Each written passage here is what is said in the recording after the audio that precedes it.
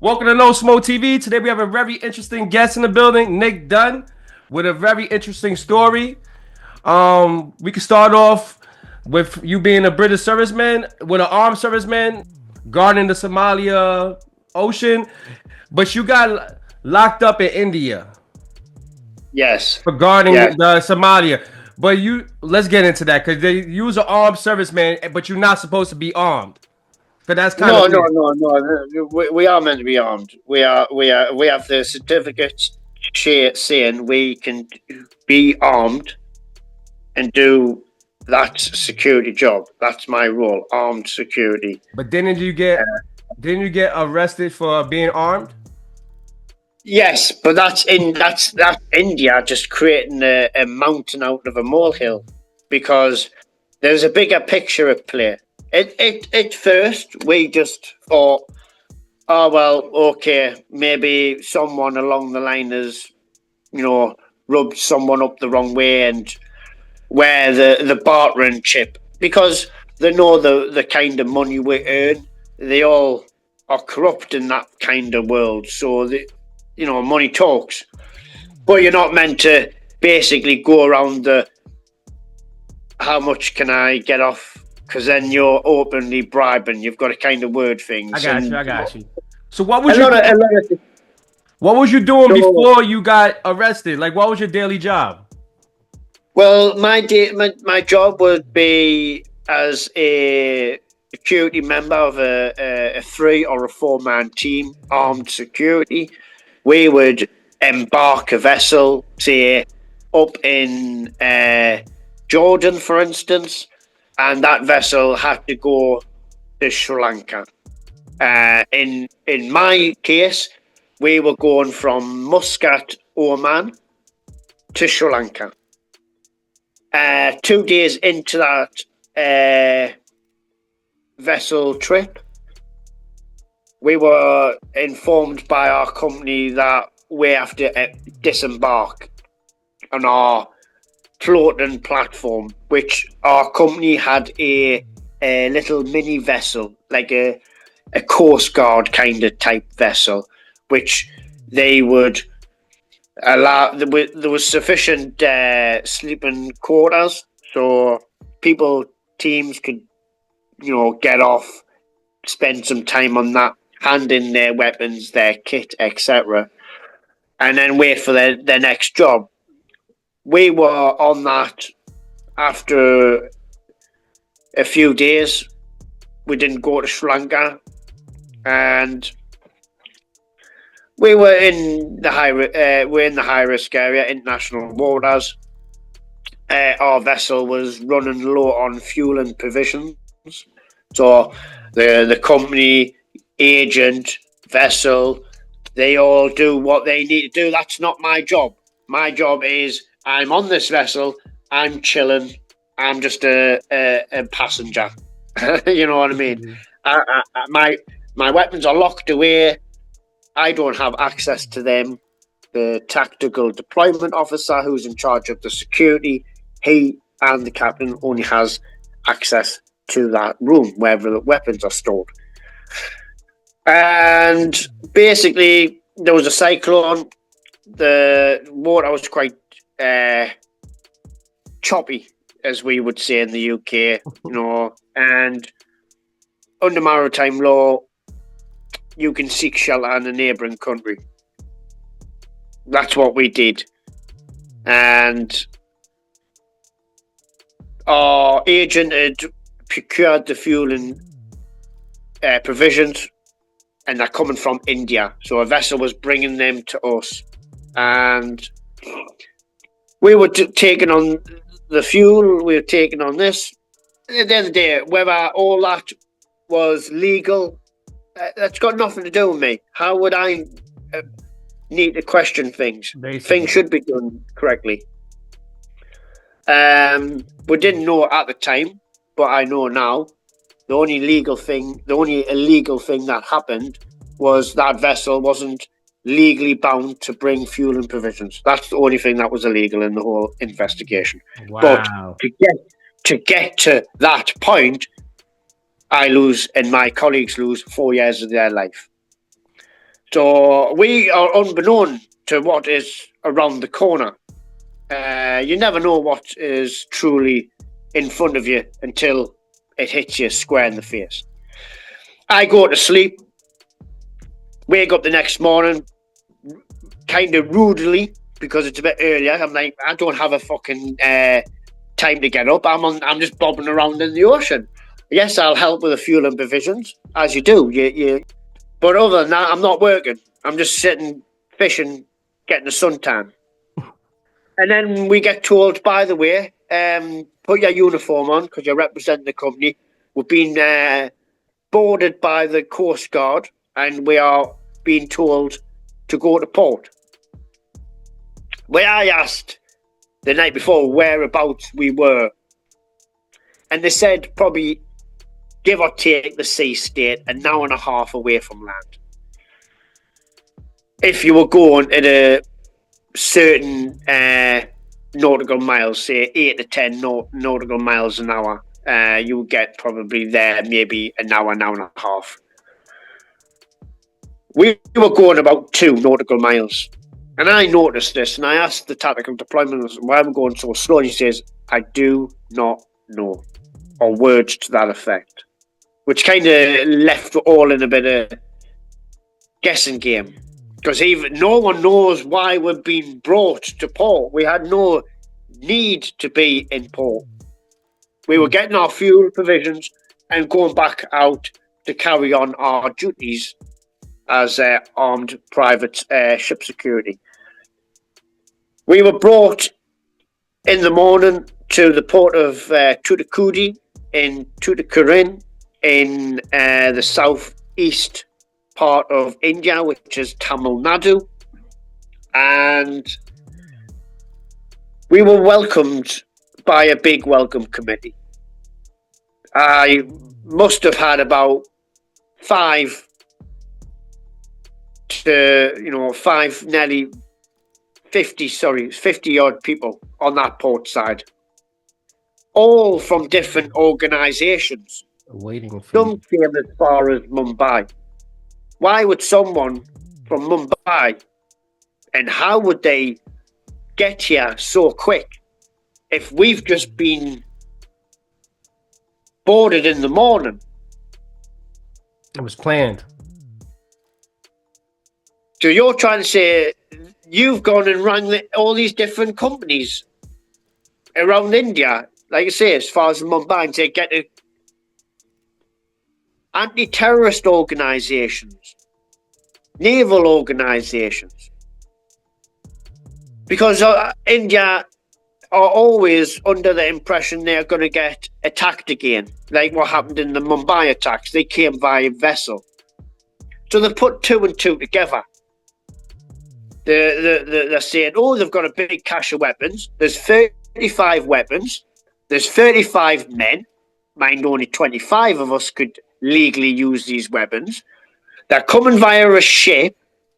What's in Tamil Nadu? Oh, a nuclear power station. So this is what their media started putting online, portraying us as.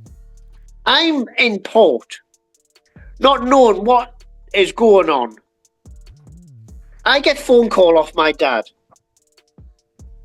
My dad says, because one of the Estonians got told there's shitloads of stuff all over the internet printed by India. You're going to do a Mumbai style attack. You're selling weapons to Tamil Tigers, which is the Sri Lankan dissident fighters. You're doing this, you're doing that. I am now being portrayed as an arms dealer, a terrorist, you name it. I'm a bad man in the eyes of India, as far as considering my colleagues as well. Everyone on that vessel, if a cat was on board, that cat would be classed as a terrorist. That is how they deemed us. And when you've got other organisations screaming and shouting, blah blah this, blah blah that, and you're like, who are you? Who are you to start screaming and shouting? Why? For starters, you need to tell me why we're here. We were told to keep out the way, while the captain kind of hid away, which didn't look professional. Him screaming and shouting, and then hiding away in his cabin. I don't believe if he was yes sir, no sir, 3 bags full sir, or madame, as it is a woman in charge of the overall investigation. But even if the captain was just being yes sir, no sir, this was happening. This was a setup, but we don't know this at the time. Something's fishy. I've got video footage of our agent, the police, a couple of the guys going through all the weapons, the ammunition. All the other companies getting showed there's nothing to be had here. Well, they're showing they're showing the certificates, they're showing this, everything's marrying up. There's nothing wrong with these. Where are we? This annoyed the local boys, Q Branch, the anti-terrorist organisation, where it was led by a lady. We called her Madam Q Branch because couldn't pronounce her name. And she was really annoyed, because she looked a bit embarrassed by these higher up organisations. And then she went, we found the weapons. Told their media we found weapons, this, that, and the other. And we're like, what on earth is going on? And night we spent, like, we got brought to the port on the 12th of October 2013. We left on our way to the police station / prison on the 18th of October. After 4 days, wow, they removed the weapons. So where they had you guys where they had you guys before you went to prison? We wasn't staying on the vessel. Wow. We couldn't leave the vessel. Couldn't leave the vessel at all. So they had you under interrogation the whole time? Well, not really interrogation. They would get 1 or 2 guys and ask them. One of the guys about being in Afghanistan. Have you seen people blown up? And they asked one of the wrong guys who's actually been to Afghanistan, who's actually seen his comrades being blown up. So he took that very fucking insulting, and he just stormed off and went, "Who the fuck are you asking that kind of question in this situation?" Man. Which you can understand. Yeah, but it wasn't good at the time. It wasn't good because they're just thinking, who is this white person? Mm-hmm. Who is this person with a foreign tongue, because he wasn't English, screaming and shouting at me? So I've got the captain screaming and shouting at me. I've got this Estonian guy shouting and screaming at me. It's not looking good. Yeah, but it didn't matter if it was yes sir, no sir. This was going down. Something was going down and we didn't know what was happening. Because we were told to keep out the way till you need to know. It's better that way. Because too many people are squabbling on what's going on. If I find out, which is the TDO, he says to us, when I find out information, you all find out. Just keep away, out of sight, out of mind. What about the people you work for? They didn't try to reach out or anything? No, they were doing their best. They were trying to get in touch with my sister to try and raise some money and say we need. And I'm thinking, hang on a minute. The agent's there. Why is the agent laughing and joking with the police? You're representing the company. You're representing us. You should be saying there's nothing to be had here. These are all legal weapons. These men have committed no crime. X, Y, and Z. I've got video footage, and I think if I was to watch that now, I'd feel disgusted. But you don't see these things at the time. Hindsight is a wonderful thing. So we're just playing day by day, and then the next day, because India at the time were 4.5 hours ahead, and the next morning, I was about between 7 and 9. 2 bus loads turned up. Were like 2 police officers armed per person. So you can imagine how cramped and busy them 2 buses were. They went, you are going to hospital for checkup. You can't take your phone, you can't take your wallet, you can't take your belt, you can't take it. We're not stupid. We knew what was happening. No communication. So the tactical deployment officer said, right, lads, you know where you're going, and it isn't the hospital. I suggest you make your phone calls now. My family were obviously under the impression that everything was okay. I say after the incident of them reading, saying, I see you get touchy about this. I'm going to be a terrorist. You know, I tell my family, I am the protector. I am not a terrorist. I'm doing a legitimate job. And they go, okay, no problem, son.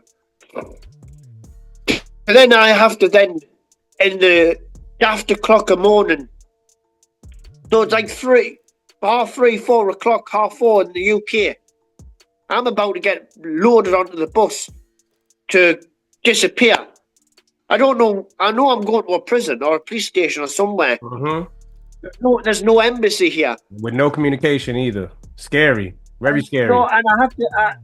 Obviously, at that time, they're saying the embassy couldn't even get access to us on port. You are basically denying British delegates on port. Because they was labeling you guys as terrorists, that's why.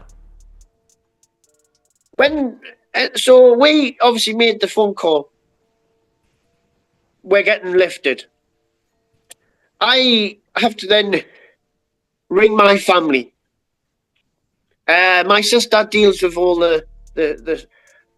I tried to ring her. She never answered. It's after o'clock in the morning. What do you expect? People are trying to sleep. Yeah. I knew I wouldn't get me dad out of bed. He'd be snoring out. I was left with one other person, me mum. I wish I never rang. I do. It haunts me. Because it's the last time I ever hear my mum speak. And it hurts. It haunts. I wish I never rang my mum. But I did. Because I'm a mummy's boy. I'm a youngest. Me too. I rang my mum. I say, Mum, I love you. Don't worry about me. I'll be okay. My mum was in and out of sleep. Her tablets hadn't really kicked in at the time. And it was just a quick phone call. And then my sister was ringing us back. I said, Mum, I love you. I have to go. Lisa's ringing us back. My sister answers the phone. I went, get the embassy now. We're getting arrested and removed. This is the last time you'll hear from me. Don't worry, I'll be okay. And that's it. We get on the buses. We go to the police station in Tuticorin.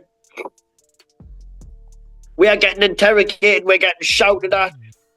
Sign this or we'll ruin your life. I'm like looking at a blank piece of paper. I'm like, sign what?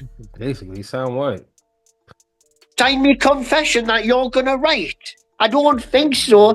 You're talking, you think you're talking to some civilian who's got no military background. I'm saying nothing. What's your name? I said, my passport's there. I'm sure you can read it. I am not complying, but I am complying. I'm complying with everything I'm allowed to comply with. You've got my passport. What do I need to tell you my name? You can see my face. You can see my name. Write it on a piece of paper. I'm not writing nothing. I'm not signing nothing either. That's what they want. They want your signature. Yeah. You see it. You see these programs. They want your signature so they can put you slam bang to rights for a crime you've not committed. I'm not doing that.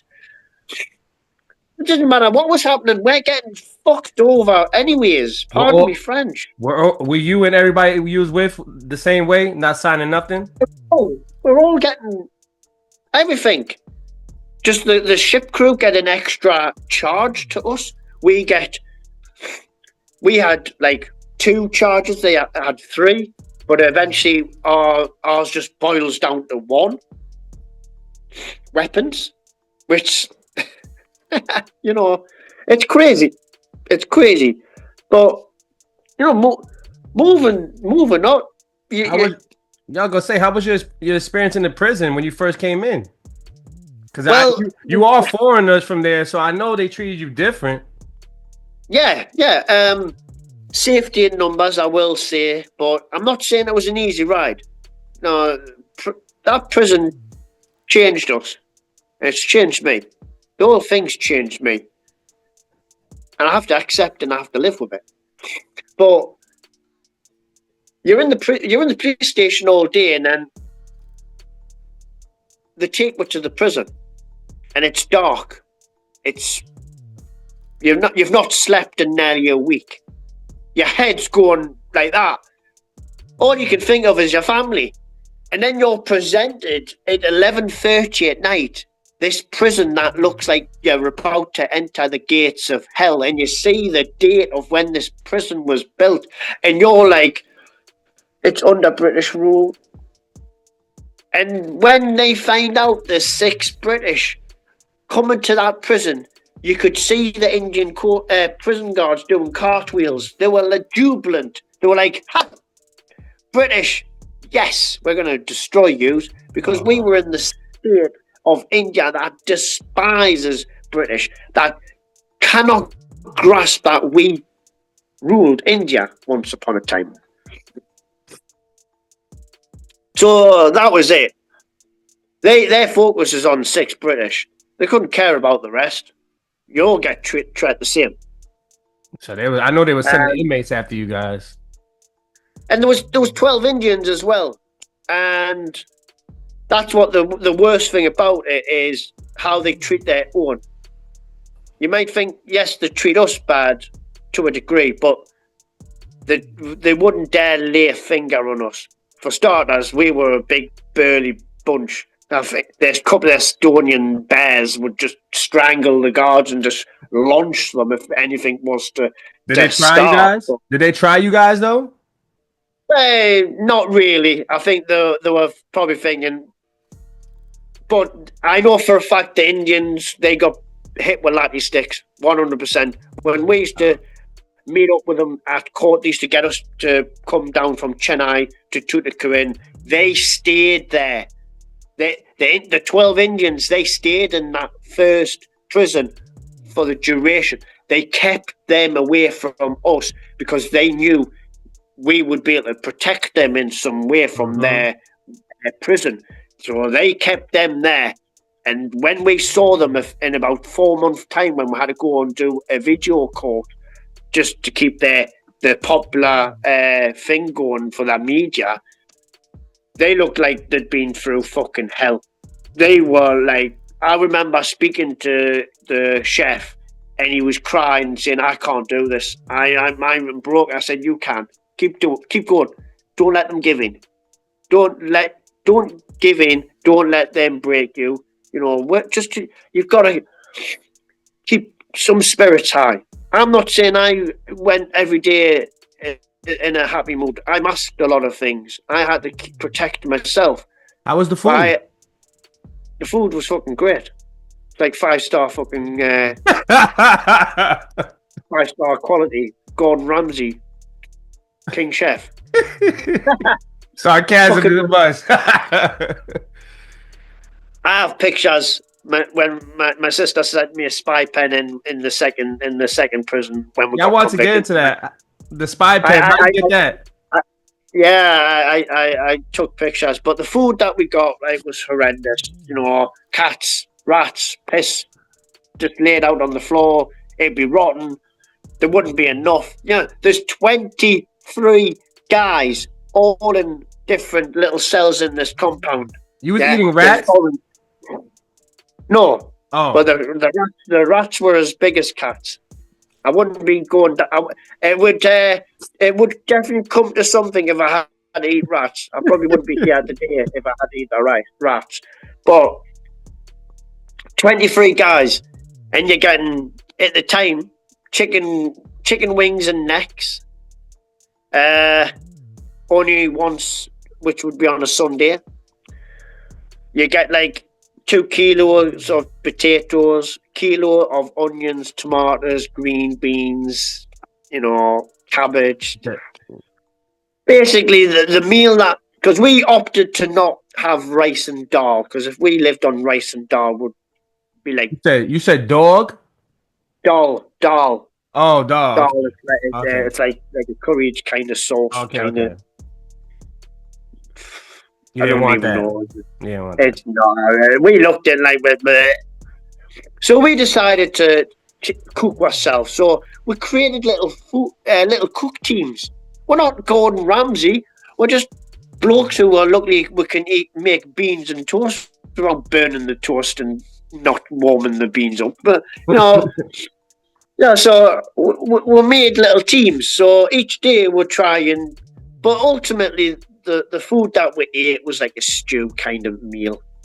So we tried our best to change the taste of the stew from time to time, but it was difficult. We lost lots of weight. How did you stay? I was gonna say, how did you stay strong in there? Did you work out in there? Did they have? I was skinny. The first prison I went to, I've seen a picture. I was like a rake. We lost loads of weight. We were hardly eating. We were practically starving. 1 meal a day. And then you would get from the shop, because you get a prison account, that and everything. So we'll get big biscuits. I saw some pictures though. You guys made like weights with like cinder blocks and stuff. Yeah, that's in the second prison after we got convicted and stuff like that. So like we went. I experienced 3 different prisons. So obviously we're at the first prison. We're in this like the second prison where we came up to Chennai, and we came up through the night time, and we got there at night time. So our first day there was daylight. So just different compounds, and we were then a compound with Tamil Tigers, Iranian meth dealers, just where all the foreign terrorists go to, foreign criminals. There was loads of Nigerians, loads of people just overstaying their visa welcome, just mixture of people. And then there's us, to the Indian media, terrorists, gun runners. Yeah. And the Tamil Tigers and the Nigerians are saying, can we get some guns? And we're like, what are you on about? We're reading in the newspaper, your gun sellers. Have you got some contacts? And we're like, no, we're not. We work for a security company, you absolute morons. You know what I mean? Absolute crazy. But that's what the media was portraying us out. It was disgusting. The locals hated us. Because we're coming to kill them. From our compound to the kitchen to where we had to get our food was 1 mile and a half. We had to go there, getting verbally abused, racially abused, stones thrown at us. Wow. Every day. Till we got to the point where one of the guys got hit in the back of the head and he was bleeding. We'd have armed guards escort us. People just pissing, shitting everywhere. Why did he get hit in the head? Indians throw stone at him. Because we're terrorists. We're coming to kill them. Their media is portrayed us as. One of the Indians, we walked past one of the compound, he's got his throat slit and his claret's going everywhere. And we're like, what the fuck's going on here? Slit his own throat? No, he's had his throat slit, but there's no one giving a fuck. Wow. People are like, what in the hell? Nobody was helping him? He just died? We don't know. That's crazy. We're in hell. We're in hell. Sounds There like was a complete lockdown because there was a big riot.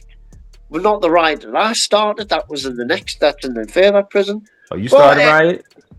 I started a riot, unintentional. But you know, when you're missing your family, tensions can run high. But we were in this prison for up to 6 months. My sister, my birthday is on March the 1st. So we're leading up to Christmas 2013, and we have our embassy coming every week, every fortnight, to see we're spending an hour and a half, so we can exchange letters. It's the only way we could do it at that time. I tried using the postal service, but my letter was in the jailer's desk for 2 weeks. And I went, I'll take that. I went, and I said to the embassy, they're not even sending my letters home, man.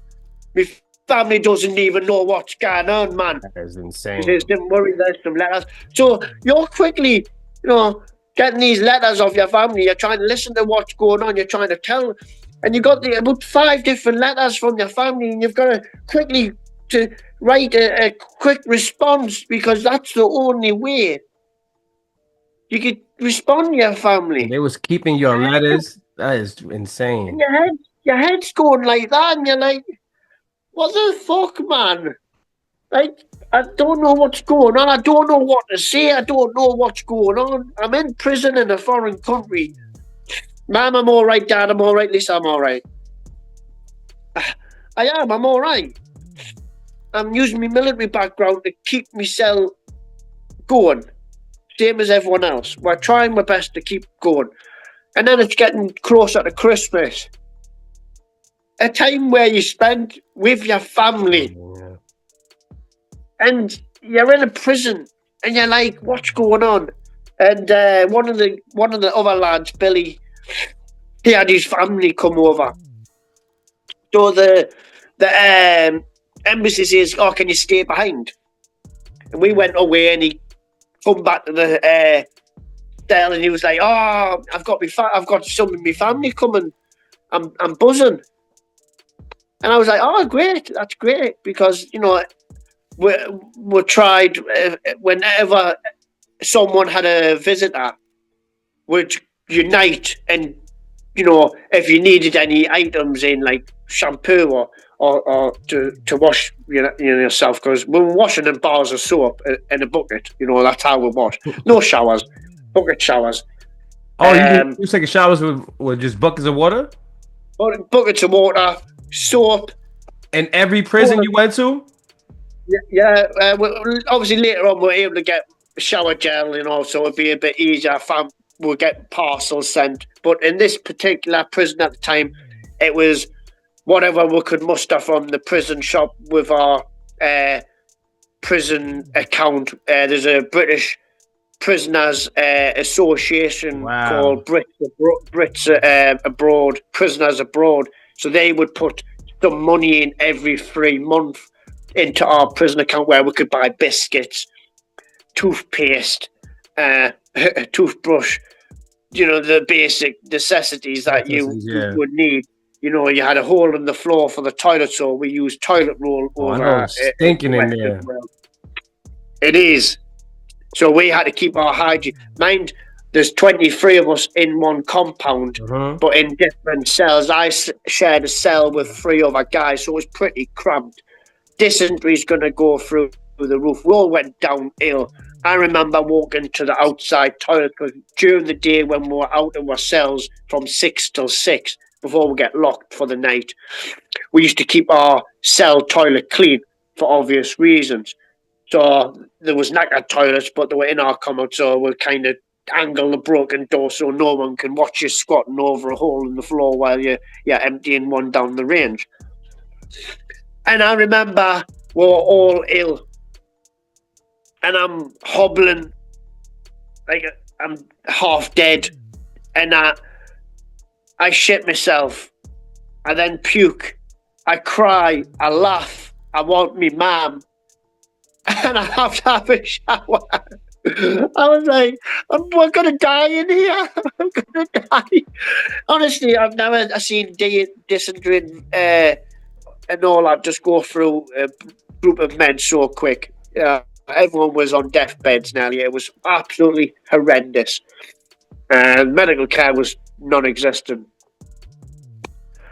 So, like I say, we're coming up to Christmas. The embassy come for their final Christmas visit. They say, Nick, can you stay behind at the end? I'm like, I can't. I'm buzzing. I'm like, this is what happened to Billy. So we're going through with the whole meeting. And the rest of the guys go back nearly a mile to this compound from the jailer's office where we used to have our meetings with the embassy. And then the face just changes on the embassy lady's face. I'll never forget that. Wow. He just gave me a letter and said, I'm sorry. And it was a letter written from my sister. And even to this day, I think I've still got the letter. I've never read it in its context. Words just jumped out at me. Don't worry, she's okay, she's all right. Ah, man. And it was me mum. Yeah. My mum used to, before Christmas, go to the hairdressers, get her hair done for Christmas. She was in the hairdressers and she suffered a double aneurysm. For those who don't know what an aneurysm, check it out on Google. Uh-huh. It's basically, picture a telly. You're busy watching the telly and someone gets the plug and just pulls it out the socket. That's what an aneurysm is. But for my mum, she was put on standby. And I had to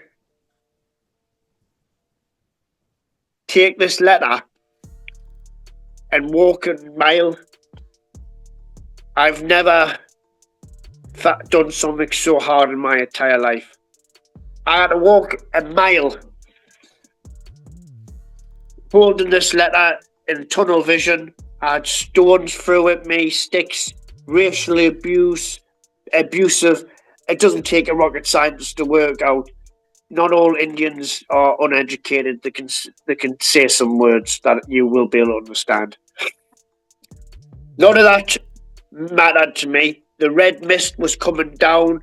I wanted to let it consume me.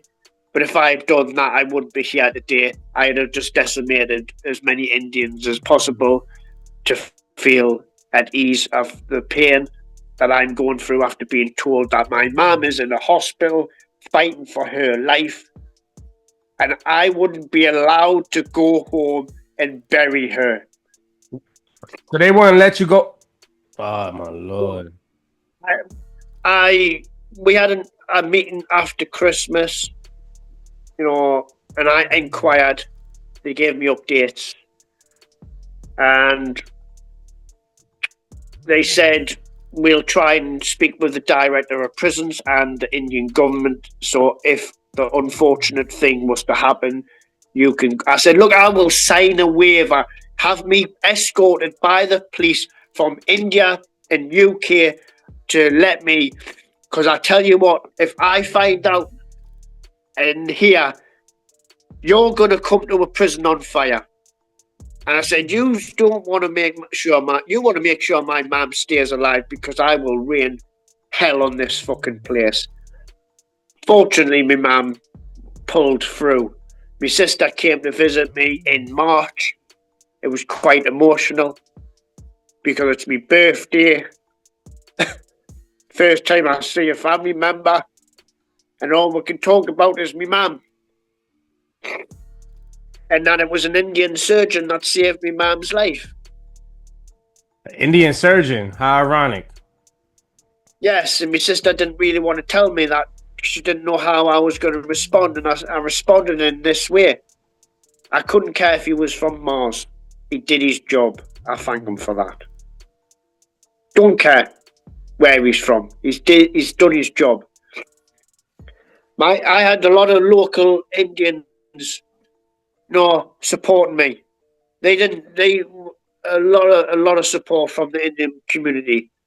I remember hearing my sister tell me that her local shop used to kick off big time, saying they were embarrassed to be Indian, as the way that whole dealing with your brother and his colleagues. That's very kind of them to say stuff, because they know what it's like in their own country with how it's run so much by the police. But time goes by. You got your lawyers, and you're going through the rigmarole, and we get bail. April 2014, we get bail. Jubilant. We're buzzing. They make a big deal of it, the company, and we're not going home just yet. So we're on bail. We're going to sign bail twice a day. 8:30 in the morning, or 10 o'clock, and then 8 at night. So every day you had to be there. That was our bail conditions were hellish. Hellish. We had to get a lot of money was transferred. A lot of money was used. What was your bail? What was your bail? I don't know exactly what our bail was, but a lot of money was transferred from one person to another to basically say that these are not going to flee the country. That they will do the bail conditions that we set, which is signed each twice a day, etc. But our bail bond was for 35 people. Extraordinary. I don't know exactly how much it is, but I was told it's quite a considerable amount. And then in July 2014, our case goes to court in the High Court. We win. We don't have charges. Let's get ourselves home. We looked at our lawyers. We had two different lawyers, and we had a lawyer representative back in the UK to liaison from, because we didn't want people hearing one thing and then hearing another, like Chinese whispers. We just want all families to be told exactly the same in English. The Estonians and Ukrainians think and speak English. They know how to read English. Everyone in English, just tell it how it is. This is where we stand. And someone down the line couldn't do that. So you got some family members thinking this, other family members saying the weapons aren't certified. You're like, whoa, hang on. You're getting a bit worked up here. You're in the UK. We're here. If there's anyone that needs to get worked up, it's us. Because we're hearing all this lies, all this niff-naff and trivia. That's worrying news, that's worrying us. If it doesn't come from us... It's not true. Or we've liaised on with the lawyer to say, right, you tell the family this and nothing more. Don't listen to it. Because that really annoyed a lot of us. A lot of people were starting to squabble amongst each other. And it's not good. Yeah. It's a toxic environment. We're running high on emotions as it is. We miss our families. We are in a position that we shouldn't be in. We're in prison. We're out of prison. You guys need to stick together. And we just want to go home. We're now men with no charges. And then in India, there's this 90-day rule.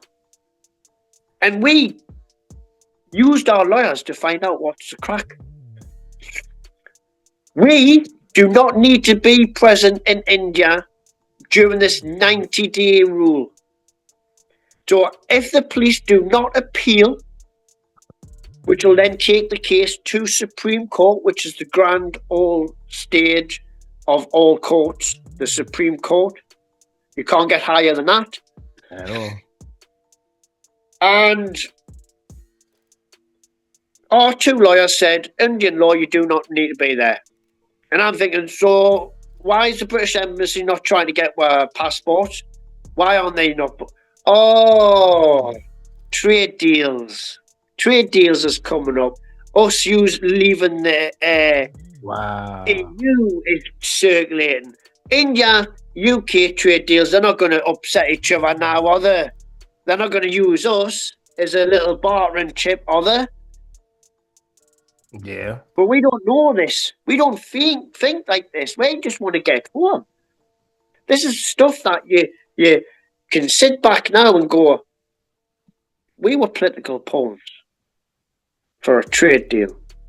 Yes, it was all, for the Indians, it all worked out in line for them. They had all their ducks in a row. Everything was planned out. Everything. It was. If it wasn't going to be us, it would have been another security company. Mm-hmm. Simple as that. And we'll get back to how it all began on why we're in this position. But as we are currently, we're innocent men with no charges. For 3 months, I have to live in India. India's run by the police. Every time the police stop, where's your papers? I don't have any. I have this little bit of paper, which isn't even in Tamil. It's in English. They can't read. I was like, what's going on, man? There was one time, it was the Christmas. Where was you staying at? We were staying in hotels and hostels. Originally, they were paid by the company, but they decided to cut things short.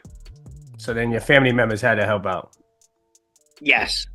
Terrible. Charities. I've now become a charity case, and I don't like that. I can imagine. It's pride. Mm-hmm. I want to be on a plane ticket to go home. I'm thinking, I want to get home.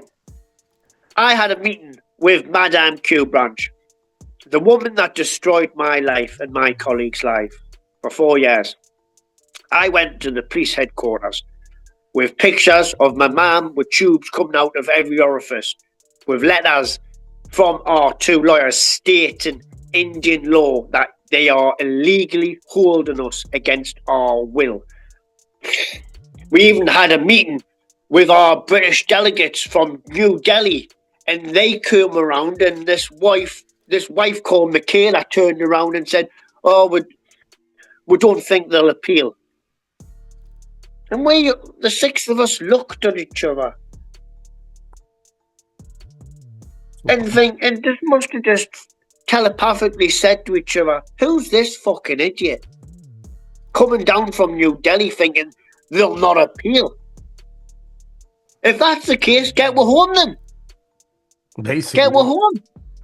It's in their own law that our own 2 Indian lawyers are stating, I'm putting this to the Madame Q branch when I went to police headquarters. I've never seen Indian police officers with their heads wobble so much, wondering why is this white man wanting to know the anti-terrorist branch. Now, honestly, I've never seen them move so quick. So this guy in a suit came, went, "Come," and they're all looking at us, and I was just thinking, yes, might be Al smirking now, but I'll have the last laugh. And they're just. I spent 10 minutes seeing her. I went, "There's me ma'am, there's me ma'am. You've caused this. You do realise this." I said, "If my ma'am dies, you want to make sure she doesn't." And there is 2 lawyer letters. "Let us go home now. You are illegally holding us." You know what you said to me? "Let the courts decide." I went, Wow. "Let the courts decide. We'll tell your prosecutors to turn up." Because they used to just not turn up, and then they'll go, "Delayed 2 weeks." I said this to a UK lawyer. I said, what would happen? He went, well, it wouldn't get dismissed for 2 weeks, that's for sure. They'll get someone to stand in for that lawyer. Or they would adjourn it for a length of time till they found someone and then brief them up. But they would never adjourn it. I went, well, that's the difference between Indian courts and the UK courts, even though the Indian courts say they mirror the UK. From about 100 years ago. Things are a bit different now. So I have to leave. I have to go back in the tuk-tuk, back to my hostel. And I felt deflated. I felt there's nothing that I can do. Maybe we've just got to wait the 90 days. That's 3 months, practically. And it's getting closer.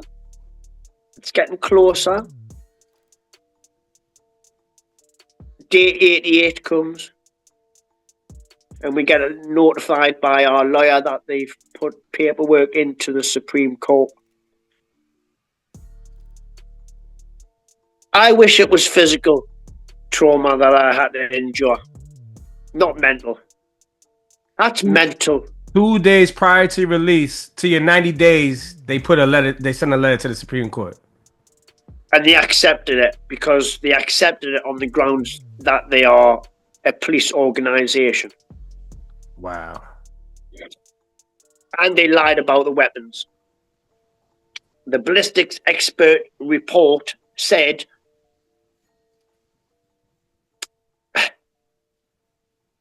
they are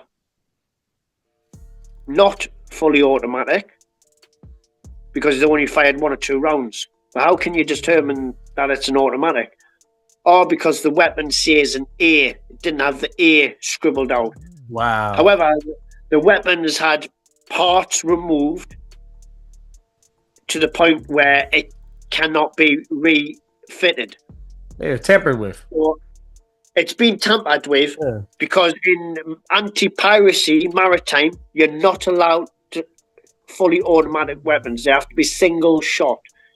So you take an M4 and it has a little play with. It can go bang, bang, bang. It can't have finger and full down and a magazine of 30 just spit it out.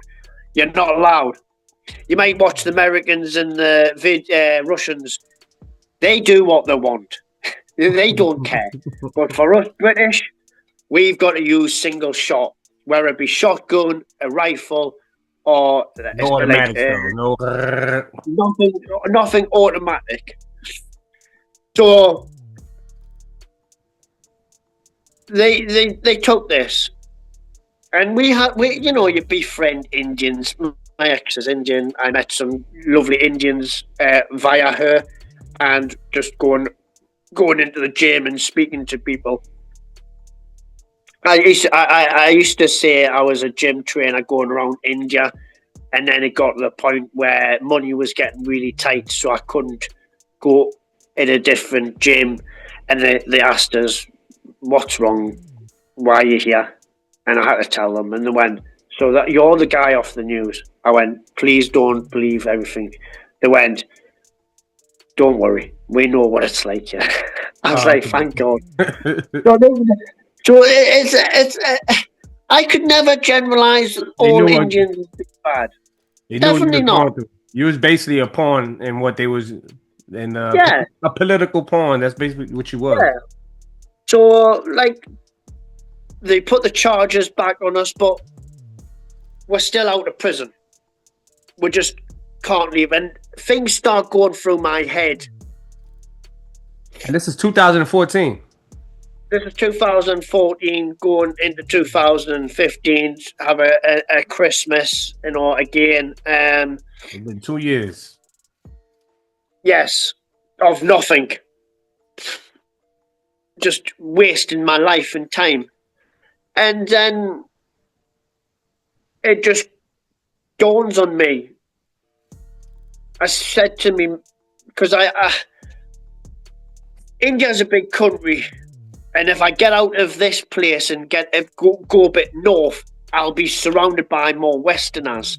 I'm just in this predicament. You don't realize how India is as a whole and how big and vast it is till you're there. Yes, it looks big on a map, but till you're in the country, it's huge. The state I was in, from Chennai, where we were based, to Tuticorin, where the court was, 9.5 hours. And you were still in the state. In the same state, 9.5 hours away? 9.5 hours, you're still in that state. In the same state. Yes. It's like in America. Your states are huge. Yeah, because in New York, you could drive out 8 hours in New York and it's still New York. Still in New York.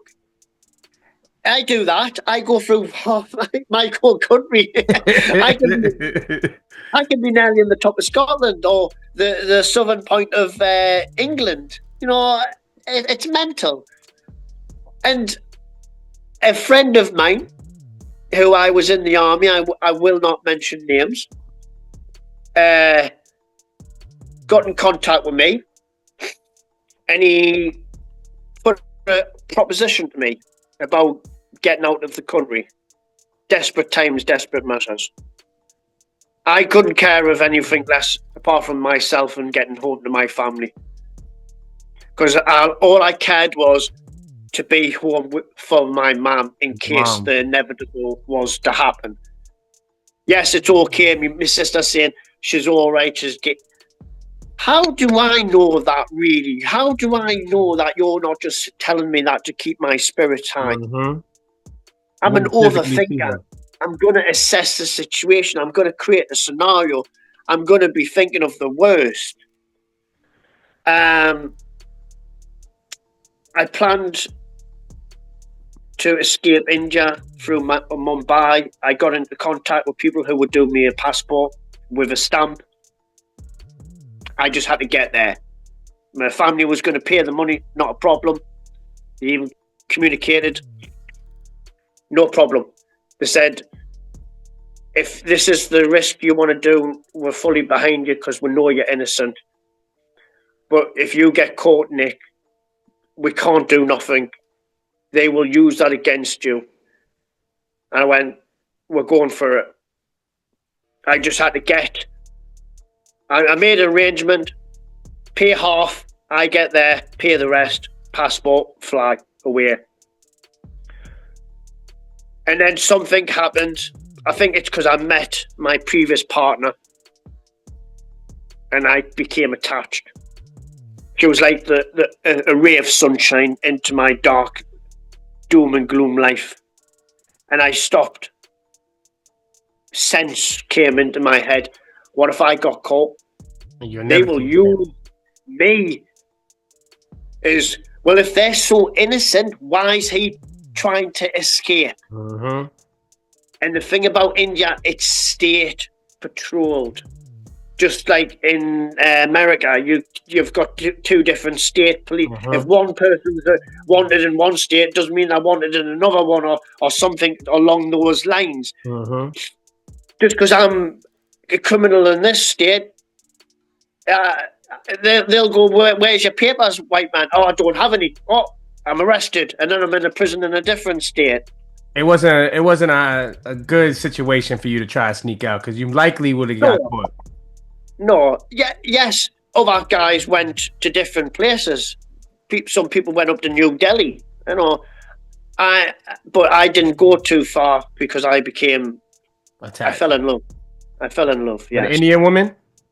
An Indian woman, yes. I'll never forget what she done. My full family will never forget what she done. And still in communicate with her now and again. Obviously, she's got a partner now, so things aren't the same. But, you know, I always will wish her the best in life because she gave me hope when all was lost. She became that middle person, the help, the to keep me going. You know, she became a rock for me, and I'll never forget it. And then obviously, like, time goes by, Christmas comes and goes. We're now coming into 2015, and they're starting everything back up. When we find out when the trial is going to be held, we were nearly sick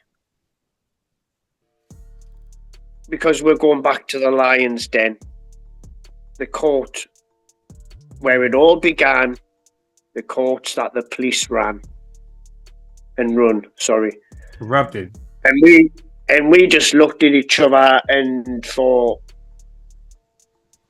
do we have a chance? Even though the police can just manipulate things.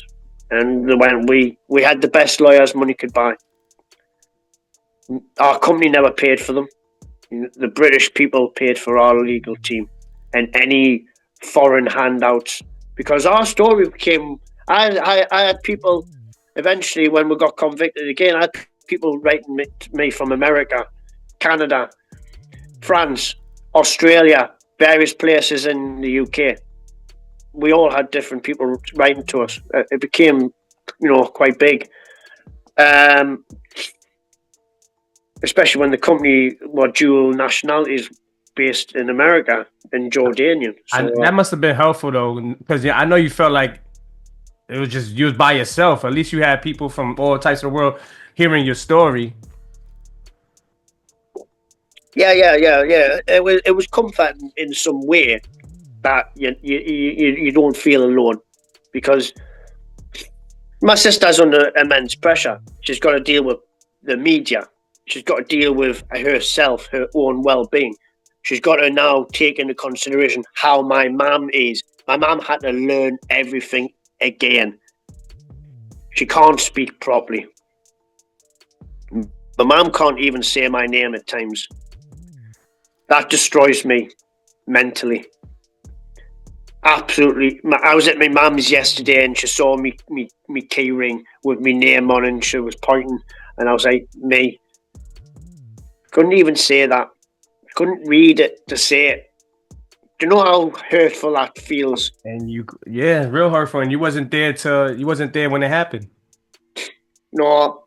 If I was in the UK when, say, my mum, had the aneurysm, it would be a different story. Because of the nature of where I was when it happened, there was only one objective: to get home for her. And we're on this roller coaster and there's no brakes. And you're thinking, are we going to crash? Or we're just going to go round and round and round. Up, down, round, up, you name it. You felt sick at times. You think, why is this happening to us? Why are we being made to feel like this? We've got the best lawyers, but it doesn't matter because we're now starting a trial in September 2015. And it goes up to Christmas. Judgment Day, January the 10th, January the 11th, one of the two, I can't remember now. It's off my head's bad at it. 2016. Yes, that's when the decision date for the trial is. So we're going through this trial up to Christmas when they have the 2-week recess. And I was based in Chennai and we had to travel 9.5 hours. And I said to my legal team, unless the judge wants and needs me here, I'm not coming. Not after what I've just heard today. And what I mean by that is when we're cross-referencing the different people in part of the case, there was one particular person, the collector of evidence. And when he was getting cross-referenced by our legal team, he literally turned around once they translated it to us, our legal team, because it was all in Tamil. We didn't know what was getting said. And he said if I'd seen the ballistics expert's report first, I wouldn't have put the charges on the men. Let that sink in. But you did anyways, though, didn't you? So that's contempt of... That's perjury. You've lied in your statement, but it doesn't matter because this cross-reference is just reenactment of a court case. Doesn't matter what I say because you're still going to go off my original statement. I said I'm not coming to this courtroom ever again unless the judge wants me and needs me here. Because I've got a partner up in Chennai. So I'm trying to just get on with life. There was guys who stayed in Tuticorin. I was in contact with them every day. And they went, right, Nick, you, because I was paddy with Estonians. This is what I'm telling you. This is from the horse's mouth. Tell everyone. So all it was, copy, paste, shitbust. I'm not putting my bits on. I do that with my family because I give my honest opinion on what I'm presented with. Because I'm 9 times out of 10, I'm answering questions from my family. What does this mean, Nick? I went, this means that it doesn't matter what we say in this courtroom. It doesn't matter. We just have to hope and pray the judge sees sense at the end. Yeah. So Christmas comes. I spend it with my partner at the time. We go to Bangalore, the next state away from Tamil Nadu in Karnataka, and spend New Year there. She had friends there. So a bit more westernized, which is Bangalore, to what Chennai is, which is quite conservative.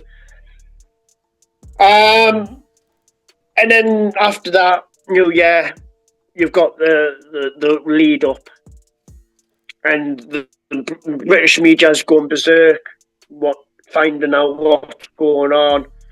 So the night before of Judgment Day, I travelled down on the bus. Took about 9.5, 10 hours to get there, and I got into the local hotel that I booked, and I was nervous. I didn't sleep because the British media kept on bombarding me. I was like, you do realise the time difference? Court doesn't start till this time.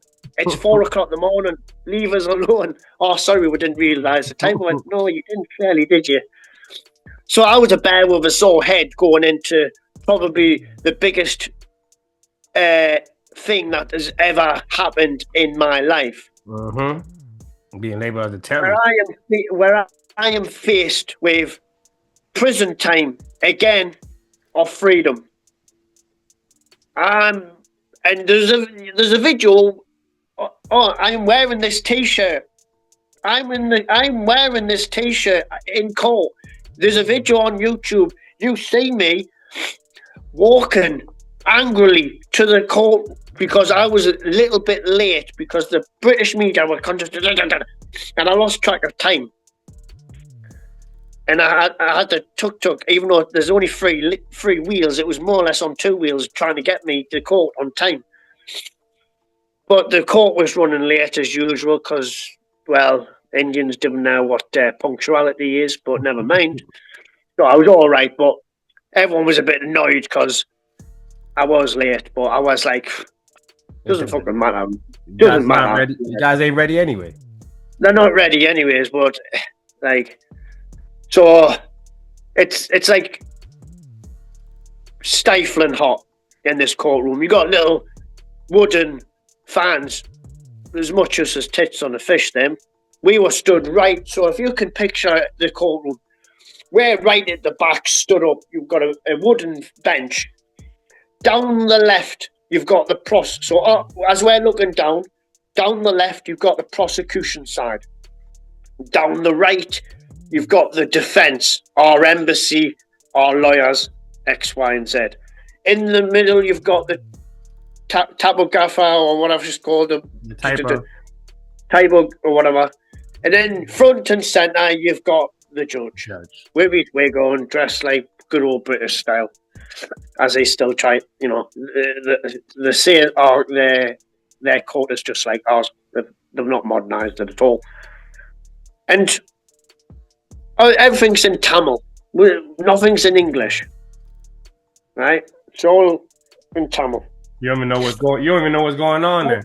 No, we don't even know what's going on. I had a bottle of water, and it was making noise. They were getting aggy with me. I was like, "Yeah, it's water. I'm not fucking dehydrating. Get fucked." That rubbed them up a little bit, but at the end, I had to just put the water down because they were making such a song and dance. Yeah, you didn't want to bother nobody. Well, they probably wanted us dehydrated so I could be more angry. And it was the day where our lives changed even more. 2016, the day we should be coming home, was the day we got sentenced to 5 more years. Wow. With foreign prisoners, you don't get time served. So 5 years starts the day you get sentenced. Doesn't take all the time you serve don't count. Doesn't count. Doesn't count.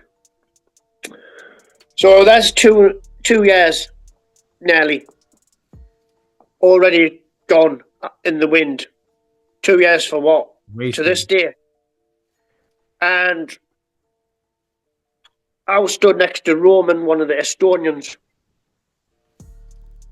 and I saw in the corner of my eye bodies moving down the outside of the court, and it was the Indian police in numbers. I said to Roman, "What do you think's happening here?" He went, "Well, if we were getting released, there wouldn't be a lot of police, would there?" I said, "Do you think what I'm thinking?" And he went, "I hope not." I went, "Me too, because I know exactly what I'm thinking of." And then Madam Q, it finished. We went out, we come back, and then obviously that was it. The court's assistant stood up, said something in Tamil. Madame Q Branch got up, her little flip-flops didn't know how fast to carry her out of that courtroom. And our embassy ladies were straight on their phone to New Delhi. We knew what was happening. The lawyer looked at us, and I have seen scared faces in my time being in the army, being in Iraq, being in Afghanistan. I've never seen an adult man, petrified in having to walk to a lot of men who are innocent and having to tell them they are going to prison for 5 years on weapons offences. He came over and we're like, "What's he say? What's he say? Why is people leaving?" And "I'm sorry, guys, they're going to prison for 5 years." And I just stood there, and I had I felt like an apple, just dunk. And I was just like, "What the fuck? How do I tell me family?" And then my phone, I put my phone back on, and then it was ringing. It was British media. "Oh, Nick," I was like, "You're going to have to speak with my sister. I can't talk in a minute. Goodbye." Back in the UK, my sister, my mum's friend were at my sister's, and they were getting that to get her ready, and the media was going to be there to speak to your sister. to speak with my family. They were hoping to hear some good news. Mm-hmm. So the media was it. I rang my sister. I went, Lisa, get the mams now. She went, what's up? I went, now, go. And I hung up. I rang my dad. I said, Dad, it's not good. He went, what do you mean it's not good? I said, Dad, it's not good. Weapons offences. He went, what do you mean? The weapons are fine. I went, Dad, I know that. I know. This is India. This is corruption. This is what it's like in these courts. And they are sending me away to 5 years. That is not including what I've just done. He went, Did you know that when you got sentenced that the time you did wasn't getting counted in your sentence? No. You found out after. We didn't know that at the time. But we found out that it doesn't apply for foreign nationals. So I would have potentially done 7 years nearly. Damn near 7 years. Nearly 7 years. And that would have happened during COVID times as well. Because it would have been finished in 2021. So I'm very thankful we got out before that. How did you guys get out? What happened? The appeals? Well, we went to prison. Had to tell my family how to make the most important phone call again to my mum. And it's something that will haunt me for the rest of my life because of how my mum responded. So my sister, I told my dad, emotionalness. I've never seen his emotion. I've only seen my dad emotional when I told him I was going to Afghanistan. But he was just saying, I can't believe it, the weapons. I said, Dad, I'm going to have to go. Lisa's trying to ring us. And then my sister went, right, I'm going to put you on loudspeaker. You're going to have to tell Mum. I went, right, okay, are you there? And my mum tried to speak. And I said, I just thought to myself, why am I doing this? Because I have to. And I said, Mum, I'm not coming home. I'm going to prison for 5 years. And if anyone has heard a wounded animal scream in pain, that is what she sounded like on the phone. That is harrowing. I still feel that pain today.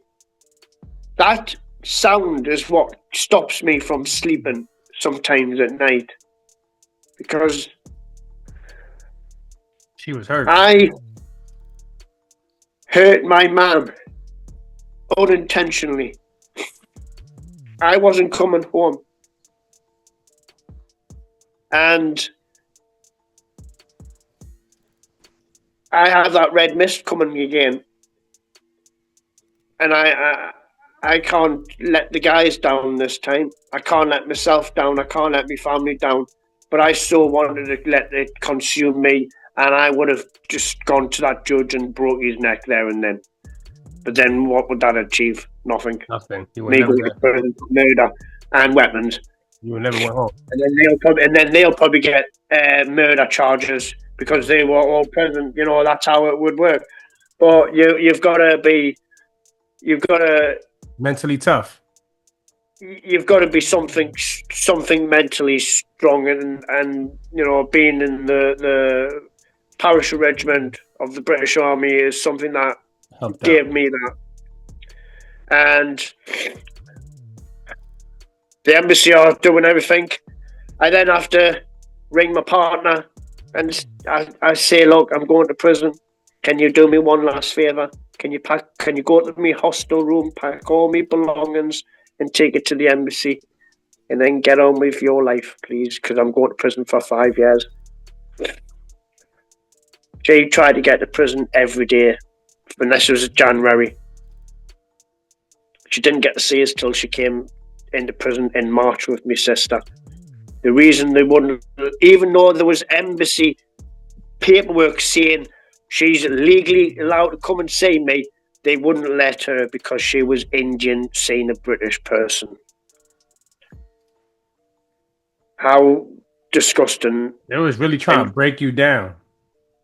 Yes, everything was mentally breaking you down. For us all. The other guy, I can only talk about my story. They've got their own story if they're willing to share it. They've got their own pain and suffering. Guys having to sell houses abroad, their retirement funds, selling cars to keep the house. People going through divorces, not seeing their kids.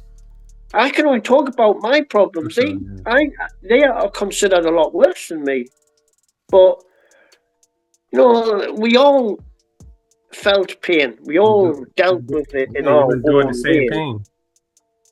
And it's prison part 3. Which prison was you at?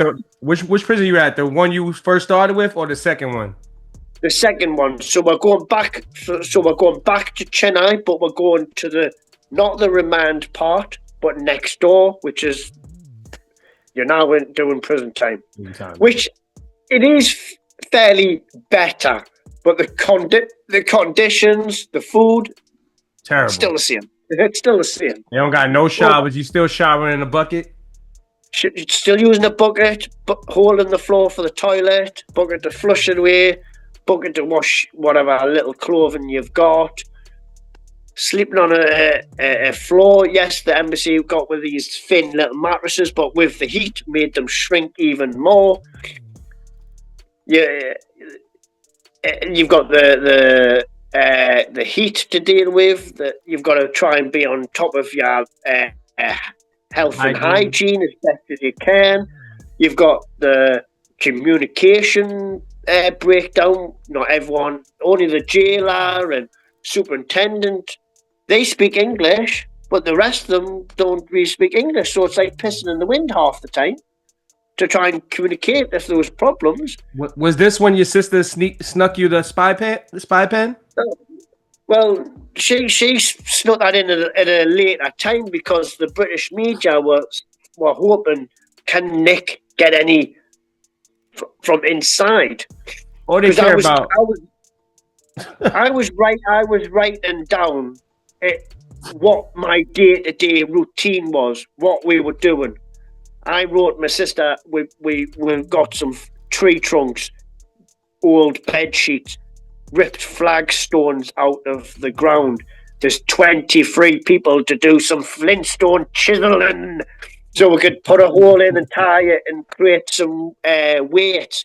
Keep you active, keep you mentally. You might be getting weaker, but as long as that gets stronger, you can take on anything. But don't be under the illusion that one day you're down there. I went to hell. I went to behind the toilets to mask my pain and suffering, to surround myself with shit so other people wouldn't be with me, so I could pray to God, so I could say what is going on. I know I'm not a golden person. I know I've made mistakes, but surely I don't deserve this. I want a sign. Give me peace. Give me something to work with. I got nothing. Even one of the Indians used to come round. He came round one day. He went, Mr.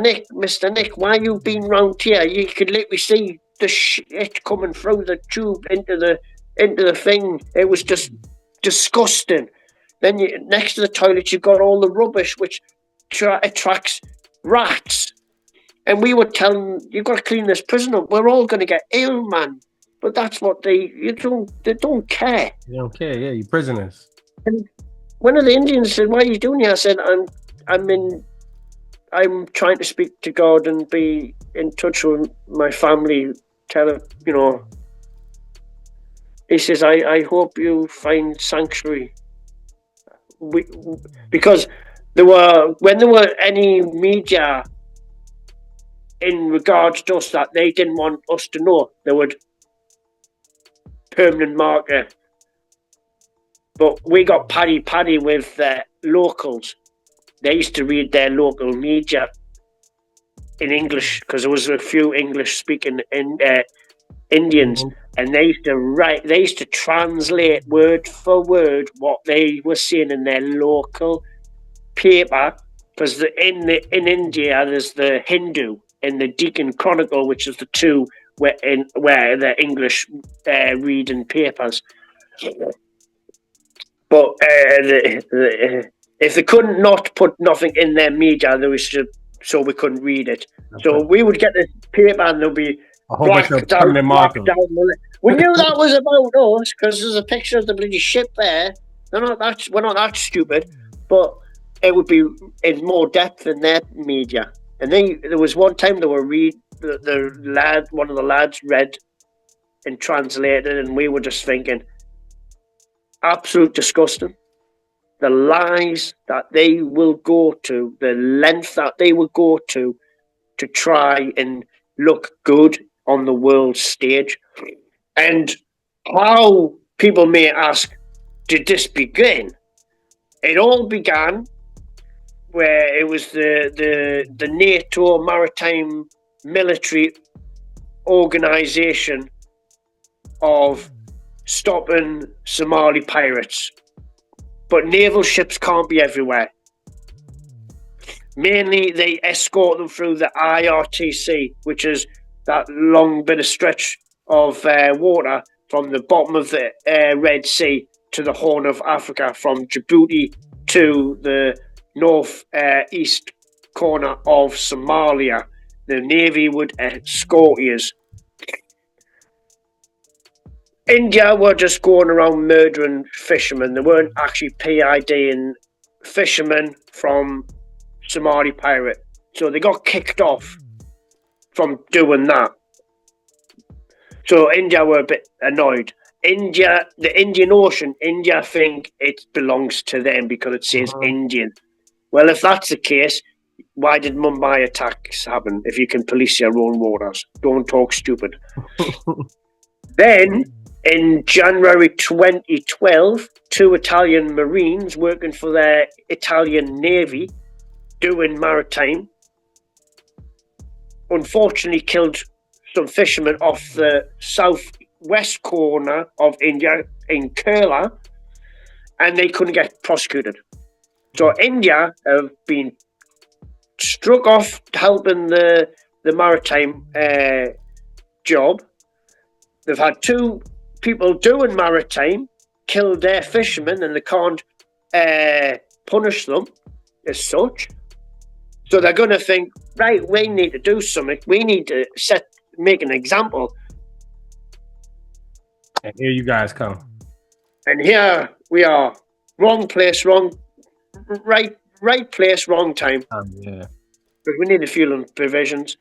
And they made us an example of when we're in the prison and we see on the little TV the Indian admiral shouting, "Yay, we've got them, we've got them." We were initially thinking, who do you think we are? You've got them. And it literally was that. And it was in the media as well, in the papers, their top admiral saying, we've got them. And I'm like, and this is what they were doing to us. It's getting you in the head, breaking you down bit by bit by bit. And that was all the way up to where we got convicted. So now we're going to prison again, 5 years. So we had to go up the bus. We get a tyre blowout because we drive like lunatics in the dark. We're thinking we'll just have our tyre blown out. We could be dead. If the bus crashed, that's it. They're getting smashed. I'm off me because nobody would we know. weren't handcuffed. We weren't handcuffed. They had weapons though. falling asleep with weapons and barrels going all over the shop. But I get that out my face, man. If a bump hit the round, you could pull the trigger. We didn't know the state of their weapons. I didn't trust them. But you haven't slept for like a couple of days. And you're going on this bus journey and you get a blowout, and so, you know, it's just all you could think of is your family. I can't imagine. And then we come to prison and we arrive next door, Chennai, Puzal Prison 1, Central Prison 1. And we wake up. Well, we didn't go to sleep. We arrived at daylight. The superintendent, she welcomed us. She was actually trained lawyer, very educated lady. So time goes by. You know, my sister, she visited me on my birthday in March. I had two of my local guys from my local British big media, The Sun. They posed as my cousins. They came in, mad little technology, spy glasses, spy button. So the media that they did, the front page is me and my wife thing with me long hair, and I had a Hulk Hogan gringo at the time, and I'm doing that, and you've got the other, and you've got the pictures of on the front, and that was on the front page of The Sun, and it got bigger. This is now an international incident now. My sister and all the other families who were doing it were trying to make as much noise, trying to become a thorn in the British delegates' backside. The amount of meetings between India. What are you going to say? This is the trade deals is happening. So this is perfect opportunity to say, right, every time you're going for a meeting with your Indian delegates, can we get our president? Get off names into 50 times on high-level meetings. 50 times. My sister was down in London speaking with the foreign secretary saying, actions speak louder than words, because 50 times on high delegate meetings, your words have fell short. What are you talking about? Why our loved ones suffer. I know trade deals, yes, I understand they are far greater, but innocent men need to be released. The proof is there. Yeah. We have to start another case. We have to get our defence going. We've got the best lawyer money can buy. Our company left us to rot in 2014. They probably was the people of the United Kingdom and other places that donated to our GoFund account, I thank them from the bottom of my heart, because without your input of whatever small donations, you got us our freedom. You were able to pay for our legal team, but that wasn't enough. They had to push us to the very level of giving up. I wanted to give up. I wanted to throw my towel in so much. I was broken. How much?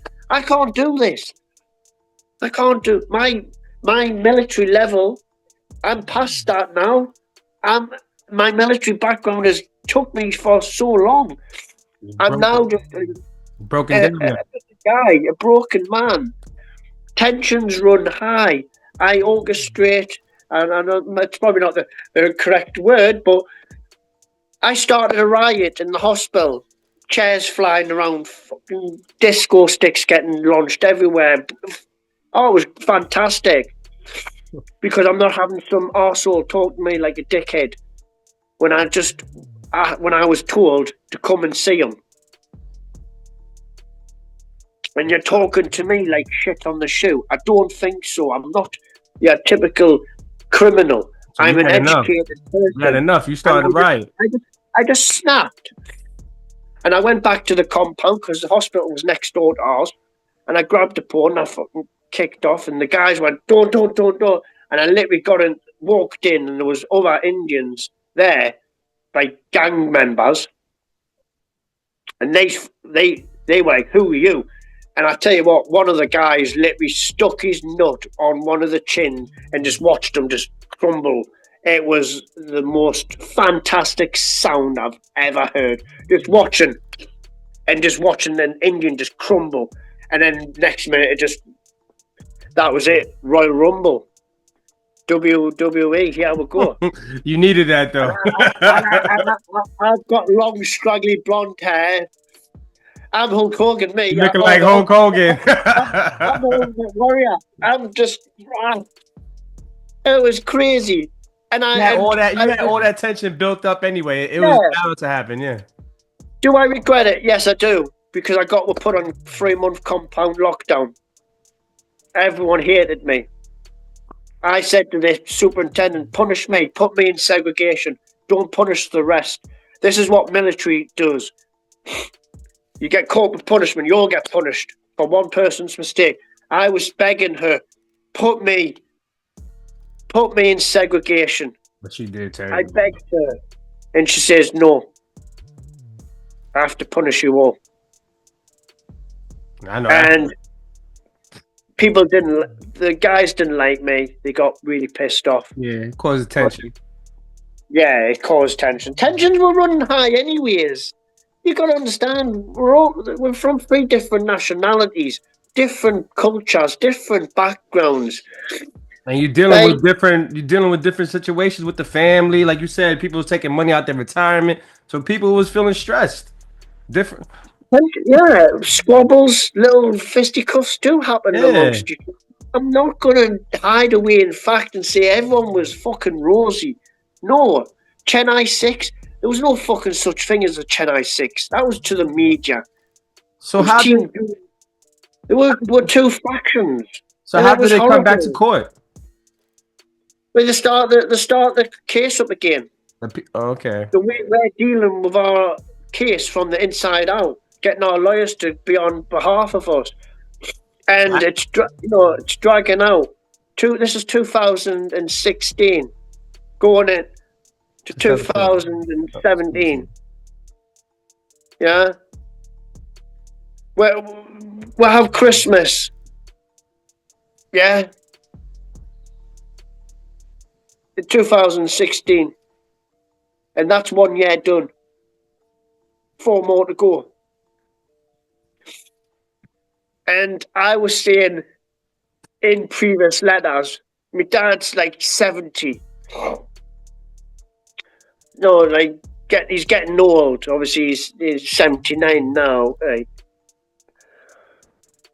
And I said to my sister, I need to see my dad. She says, I don't know if I'll be able to bring him, man. He's old. I said, Lisa, I'm broken. I need to see my dad. I need to see my dad. I can't see me, mum. I can't. Give him. And obviously, my birthday, they always come for my birthday because my sister said, I want to make your birthday special. So we're now in 2017. And I'm outside training in my little makeshift gym, which in our compound, at the back on the first floor, our cell was here. And then the other Estonians had another cell up there. We were 23, but we got broken down because, like I say, tension's high, stuff like that. And it worked out better in that way. And there was a mango tree behind, so when the mangoes would be ready, we'd be making some hooch. Oh, they make hooch out there too? Yeah. Fucking, I've never drank something so lovely and tasty. But the next day, like 30 odd 40 degree heat hangover. You just wanted to just die there and then. But it was worth it. You've got to do. Hey, You you've need, got to do you something need when something to loosen you up. You need something to, get that stress out your mind. Yeah. yeah, and it was good because I got paddy with the gym guys. So they were sending me protein tubs in. So we're using the empty protein tubs to make hooch. So So you take like a 2 kilogram weight of powder, you transfer that into a liquid. I think it's nearly 3-4 liters, nearly something like that. it's a lot of hooch. And that was just one. That was just one, and it ferments a lot quicker in that country. So, a couple of years, you're drinking poaching. you're like down in the hillbilly country, moonshine and all sorts. It was lovely. And then I'm training, and then one of the Indians comes outside when I'm training under the mango tree for a bit of shade with our Flintstone gym weights.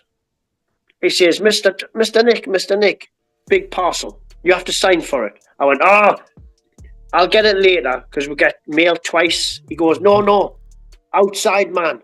You have to sign now. I was thinking, I'm training. But I was like, all right. So I flung a vest on and I come storming down there.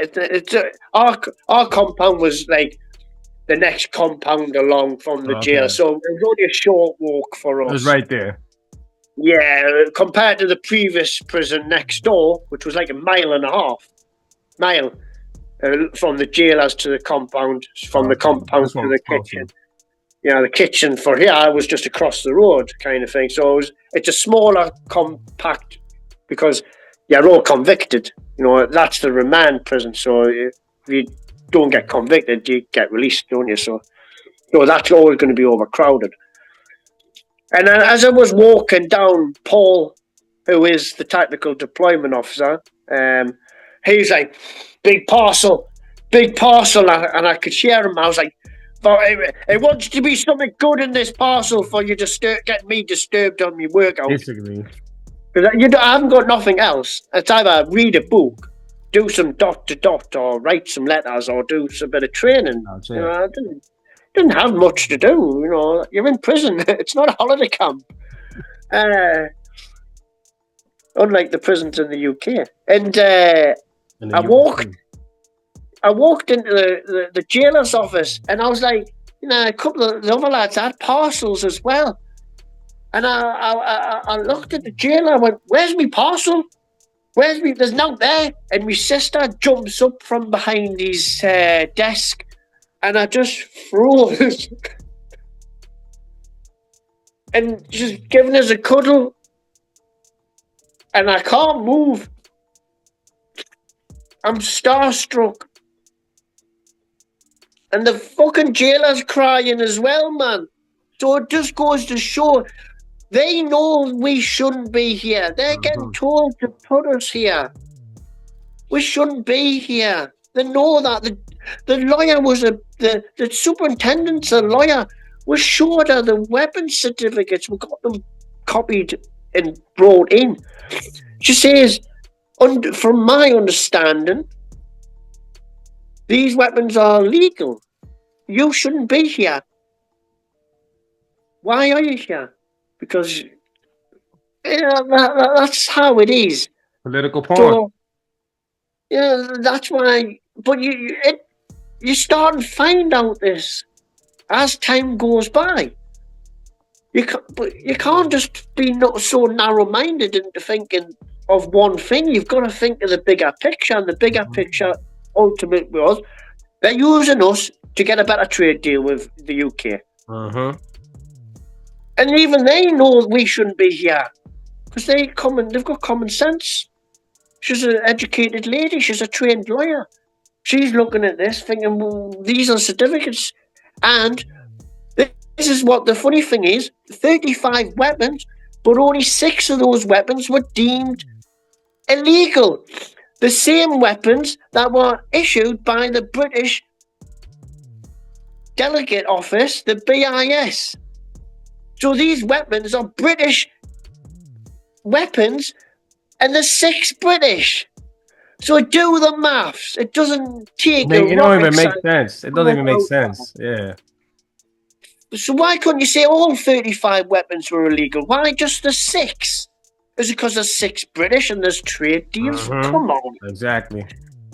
So I'm like back to I'm back. The jailer's crying, and then because obviously when my girlfriend used to come in, like after March, she was able to come in every 2 weeks, and so that was great. Obviously, however, I'm gonna, hey, you need that. You need something. You gotta have a cheeky little copper feel. However, she misses me as much as I miss, and they don't like it. So when I'm hugging my sister, I'm feeling a tap on my shoulder, thinking it's one of the prison guards. So I'm like, get off, man, leave us alone.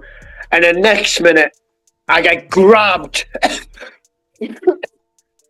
Thankfully, I don't see the aggressive side because I'm still emotional. I get spun round, and my dad's.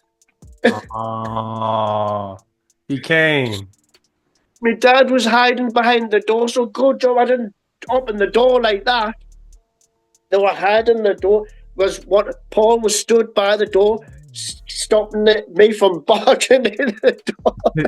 My dad was behind the door, and I'm like, I'm broken. I feel like a little boy again in front of me dad. But I know my dad is seeing this, filled with pride, knowing I'm keep going. You're staying strong. And I'm staying strong, but I needed my dad to give me that extra leverage of mind capacity to get me over next hurdle that I was facing. Because we're now in the second year. I have this year and 3 more to go. Mm-hmm. I accepted that I will do the 5 years. If anything before that, it's a bonus. Nothing's going to change my mindset of that because I've lived and experienced how they have been operating. So you're accepting it already. But this is in March, and we're going through the case, and the captain become very ill. He got bone cancer, and it was quite harrowing seeing him. He looked like a skin and bones. He just looked like a bag of bones with skin, and he just looked ill. He was like, these people are literally taking us to the fucking end. This man's about to die. Is that how long it's going to take till one would drop down dead for them to see reason? Is that what they are doing? Are they pushing us to the fucking fine line?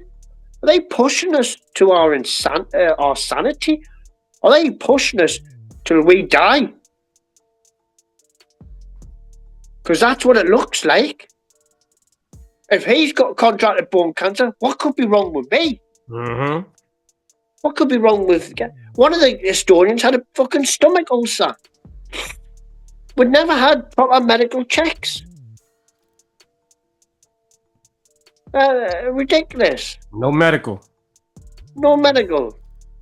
Paracetamol, there you go, Chapman. It's like being back in the army again. So our case got stuck. So when we had to do our defence, we had to go to the bottom, and it's gone to High Court. The High Court's a bit more reasonable. It's not run by the police, but you're stuck, kind of. We're stuck in limbo. We're stuck in limbo because they stopped hearing our case. There was rumours that the judge was going to throw his case away. And if he did that, we would have to start from square one again. That means go back to the beginning with a new judge. Delay tactics to add more time. Just wasting time. Just wasting time. Make sure you do your time. Yeah? If they're going to make you do the time, they'll waste your time in doing it. And that's the main goal. And we spoke with our legal team to put a red herring. And the red herring was the captain to basically be released from prison to die. and his family from the Ukraine to come and see him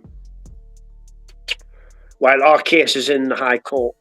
So in India, and their courts run, how their lawyers speak with their higher ups is different to ours. We could go to Chief Justice and go, yeah, what's going on? Why are they not turning up? And something would get done. In India, there's a caste system. There's this kind of system. You can't talk like that. When it's elders, it's their way of the highway. Mm-hmm. You know, and that's how, unfortunately, they... Yeah. So, like, we could get a lawyer best in their field, which this happened, right? And then you can get another lawyer. He might not be as good as him, but he might come from a higher caste level in his family. He would go first before him. And that happened when we were up at Supreme Court. Before they went, we're going to have to start a trial. You know, the lawyer was like, I'm just here. They're just passengers on this vessel. And we're like, why you just said that? When the question that the judge at that time said, why was the vessel there? We've said to procure fuel and provisions. The Indian police are saying they're going to do an attack. So we just needed our other compatriots with their lawyer, because we became a split faction, to say, we're getting fuel and provisions. 2-1, we would have gone home in 2015. We would have gone home in 2015, but that never happened. Shoulda, woulda, coulda. They made you wait. They made you make 2 more years. So basically, they start the case. That could have been this over. We would have been home for Christmas, maybe not, but no. That's a figment of our past memory. And they were stringing you along. We're like, wait, what happened back then didn't happen. We're now currently in prison in our second year of a 5-year stretch. Forget about the time you've done. This is the time you need to be concerned about. I've just had that utmost lift. I've had that lift in 2017. My family come to see me in March. I needed that. I was broken. I don't know how I can do this. Time goes by. We're stuck in the High Court. The captain's case goes all the way to the Supreme Court. And we got told this, and I tell you what, I've never seen emotions run high, but apprehensiveness at the same time. You can't trust what you hear till it gets done, because we've been in this position before, being told the good news only for them to mess with our heads mentally. Yes. Like I say, physical trauma, I'll take that all day. The mind tells you to just go numb. What tells this? Nothing. It's hard. This is your motherboard, the computer. Your mind functions. Tells everything. To program your mind takes time. I haven't got time. My mind is programmed to see out this as best as I can. And the grandest judge of all of India, Mr. Chief Justice himself, hears the captain's case. And you know what he says? This is to words of effect.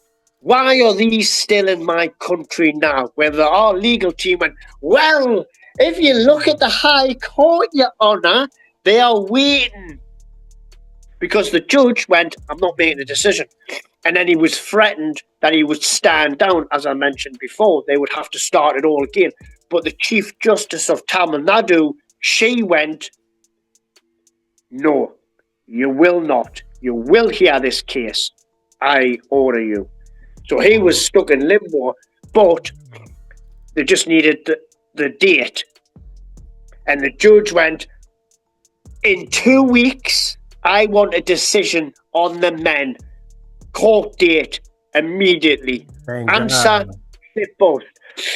If he is telling them, get a court date, get an answer now, that to me is get me a plane ticket, I'm coming home. Basically. And that is in. And it doesn't matter how you word it. That, to me, is I'm going home. But you can't let that happy emotion let it consume you. You've got to keep your head. We've been here before. You've got to understand. Not everyone thinks the same way as one another. Apprehensiveness, absolutely. I'm masking my apprehensiveness. I'm masking it. I'm feeling happy because the grandest judge has given us the green light to move forward. Judgment Day, 27th of November, 2017. We have phone numbers. Every 10 days, you got 10 minutes.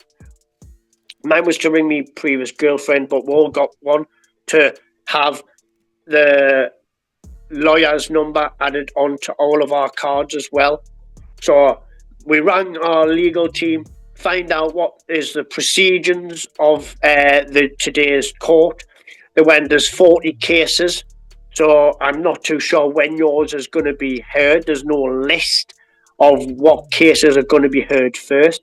We're like, 40 cases. Don't say they're not going to hear us straight away now, are they? Fuck's sake. So we just, other people were like headless fucking chickens. Have you heard anything? Have you heard anything? I couldn't blame them any less. I was like that, but I thought, I'm going to just drive myself insane.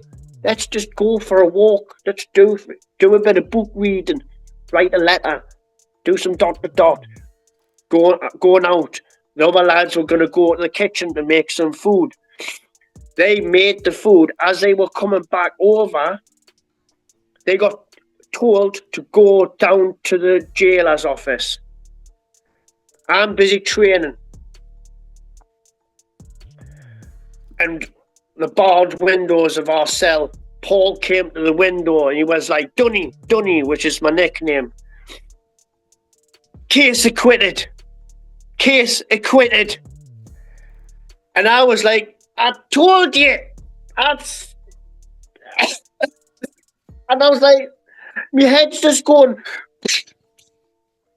case acquitted. That means wrongful imprisonment. Case over. That's it. We are free. Go home. Everyone's going absolutely bonkers. Motions. We just want to get out. None of us slept the night before because it was leading up to the... No one slept that night. In the dark with a flask, trying to make a lukewarm cuppa, smoking biddies, the little leaf that the prisoners used to smoke. Lighters go. And then soon as the 6 o'clock comes, the gate, I was like, get out of this way. I need to go outside to tire myself out with the gym. So the next morning, there's 2 days we've not slept, hardly ate, full of emotions, adrenaline, everything is just going bonkers. I need to tire myself out. I'm going around the compound, walking. After my little gym set, I'd walk around. I'm walking around. I see Paul going. I shout, Paul, what's up? Goes, oh, I've been summoned to the superintendent. I went, all right, no bother. Going around again. I collar him coming in. I said, what's the superintendent said? He went, get your shit together.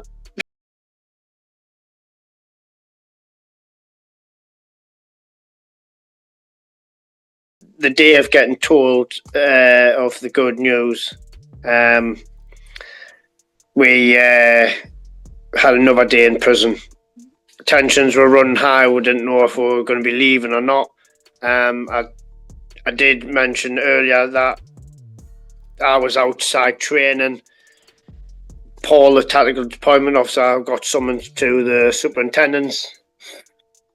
And then I was walking around around the compound when I was doing my training. I collared him in and I said, "What's the superintendent say?" And it felt like someone had just shotgunned my knees off. But in a weird, happy way. It's just how I visioned it. It just took the life out of me when he says, "Grab your shit together, the embassy's coming at 11:30. I was struck. We're just, that's it. 4 years is finished. And it took a man to nearly die for us to get a decision.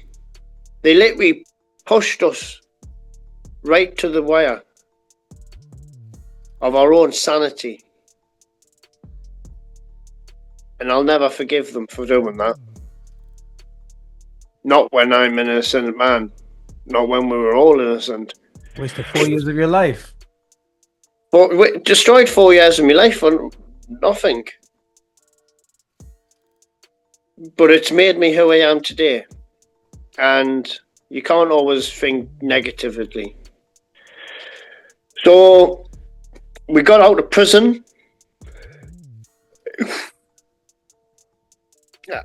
We got back to the embassy.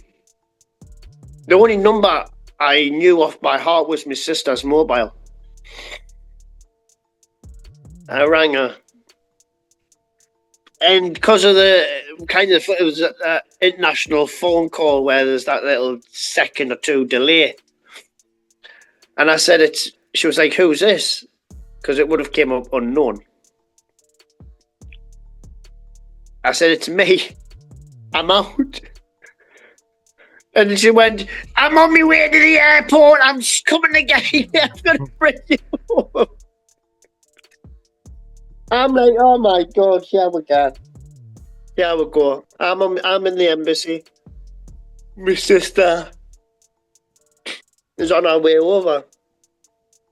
I was put into the Radisson Blue, which isn't too far from the British Embassy and the visa department place. Not everyone went to the same place. That's down by it. It's up to them. I just wanted everything in close proximity. My girlfriend at the time, she had moved from Chennai to Bangalore, so it wasn't as easy for her to come and see me. I'm in the hotel and I get a phone call from the main desk at after o'clock in the morning saying, "You have to come down to the desk, please. We just need to check some details." I said, "Could you not have done this later on?" She went, "It has to be done now, sorry." They came down and my sister just comes out of the blue because her flight got brought forward or something, so she came a bit earlier than what she originally told me she was going to. And obviously the people who came with her were from my local media as well, so they obviously took pictures. There was pictures of me in my white dressing gown, hair all over the shop, bed hair, because I was lying. Looking like Hulk Hogan. I wasn't really asleep, but because I've not slept in a bed for so many years, so I felt weird, and I was just, wanting to get home. It's all I cared about.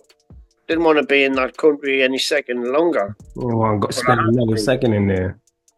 We had to go through all the rigmarole. People were getting pissed off. People were getting annoyed. And I was like, this is their last roll of the dice to muck us about. This is their final way of saying, we've just took you for a ride and we're going to smile at the end of it, knowing that we've pushed. And I could see that. Yes, it was frustrating going to the visa department and half of you is getting done, and then for them to go, oh, computer error, we'll have to wait. You know, that's just... Yes. If you can't see that as them just taking the piss, then what have you been doing for the past 4 years? We should know.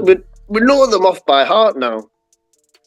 You learn your enemy. Mhm. You learn how your enemy works. You know, and that was our enemy, the local police force, the courts of India. Corrupt courts of India. The corruption was rife. And then the next day, or later that day, my girlfriend came at the time, and it was amazing. I've got two amazing women in my life, but the main woman, she will have to wait. And we went through the whole rigmarole. The Newcastle airport were saying, do you want to just have Nick taken into a room? So this, that, and the other. Can you ask your Nick how he wants to come about coming home? I said, I want people. I want my country. I want the world to know innocent men were put in prison over what? I want to come to that airport with my head held high. Not some back door carrying away like I'm guilty.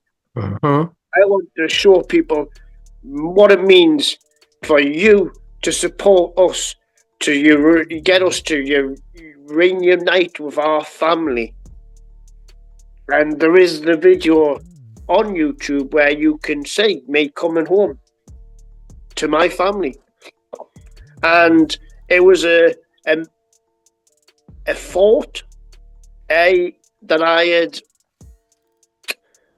thought of every day for 4 years, what it would be like to come home. Everyone was different, apart from one part. When you're in that aeroplane and the captain says, right, can you go and sit down, buckle up, we're coming into the airspace, we're going to be coming to land. Everything was different scenarios, playing, you think, how many, and that's how my brain was working. It even hurt the most because the flight path went over the prison. So when my family used to come and go, and I used to know when their flight was out here, that flight go over the prison. And that used to just take you back to reality. And break down. But now, I'm on that bird. I'm on that big jet fuel metal bird. I'm going home. I'm coming to see my family. And was it a big celebration when you came home? Yeah, it was like a big celebration kind of thing. I had no idea what was happening.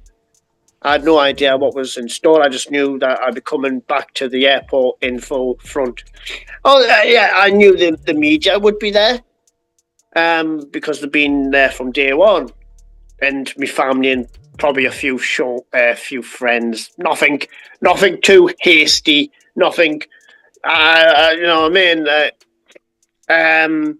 I said to the embassy, I want to get this flight because we had to go from Chennai to Dubai to Newcastle. And I wanted to pick a flight where I would only be in Dubai for an hour and a half to my layover. And the embassy says, you need to get out of the country tonight. Immediately. Yeah. So basically, we're being kicked out of the country. They've had their pants pulled down. They've had their asses spanked. They need to get rid of us, get out of Dodge, because media will start them. To make them to ramp up. Yes, they want to get us out. If they're not here anymore, they're gone. Then there you go. Their media's not going to make them look like fools. So I got on a plane, 4 hours. I was with a couple of the other Brit guys. We got to Dubai, where we said our goodbyes. We kind of through different flights, and one of them was on ours, but we just kind of did our own thing. We had 6 hours to spare. Haven't slept in nearly a week, and now I've got to wait in Dubai airport with no phone signal. So anyone who's been to Dubai knows you can get a Wi-Fi signal. I couldn't. I was locked away from the other side of the world, my home. I had no communication. I had an Americano which lasted 6 hours. I've said to myself, if I fall asleep and fucking miss my flight, people are gonna kill me. Mm-hmm. I was more or less walking with little matchsticks in my eyes going, I won't fall asleep. Making this Americano drink last forever. And I finally got onto my plane. And I thank Emirates from the bottom of my heart. I thank Newcastle Airport also from the bottom of my heart. I had my own trolley dolly. Quite funny because she wouldn't go and entertain anyone. But it was made quite calm. People knew who I was. It didn't take a rocket science. I looked like I hadn't had a wash in about a week. I hadn't slept in a week, and my hair was all over. Looked homeless. I looked out of place. And I was on an Emirates flight. People were probably thinking, he doesn't look like he can afford a flight. He didn't look like he can't even get on a bus, never mind a plane. Mission to Seafarers, another charitable charity that helped with funding plane tickets, hotels. Can't thank them enough. I'm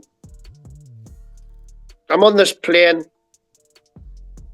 and I'm watching 2 films, and I was lagging. This is it. At least they're going to wake us up at Newcastle Airport. And then it comes to that part of the plane. Go back to your seat, put your belts on, coming to land. And something just must have gone, change battery, bump. I've just gone, whoomph. Wide awake. And when the plane comes in, it passes part of where I live. So I was looking out the window and I could see noticeable landmarks. And then that's when it starts. The emotions. That's when inside starts. I didn't know people are on Facebook Live watching me.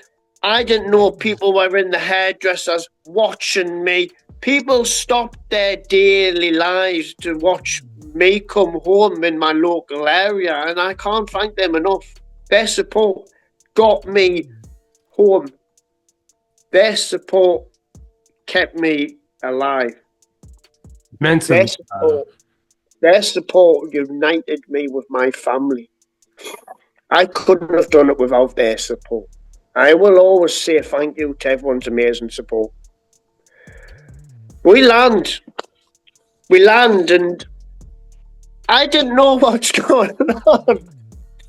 Everyone's at the airport going, "This bloody plane's landed about half an hour. Where is he?" Everyone got off the plane. Captain came out with his other officers, all the trolley dollies. I'm the last person to get off the plane, and they went, "Welcome home."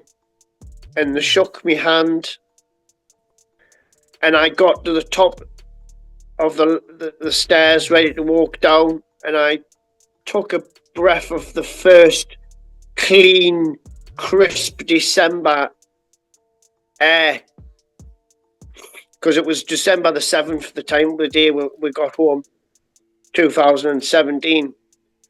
and I've never felt something so amazing enter my nostrils and into my lungs than fresh, clean British air, because I've smelled shit for 4 years. And I don't take that back. Prove me wrong. Go to India. Smell yourself. No, I'm good. I ain't going over there. Too much corruption, you told me. But as I was about to walk down, the baggage handlers were, "Welcome home." I've already choked and fell down the stairs with emotion. And then I look and everyone's waiting on the bus for me. I'm like, for fuck's sake, man. Wow. Sorry.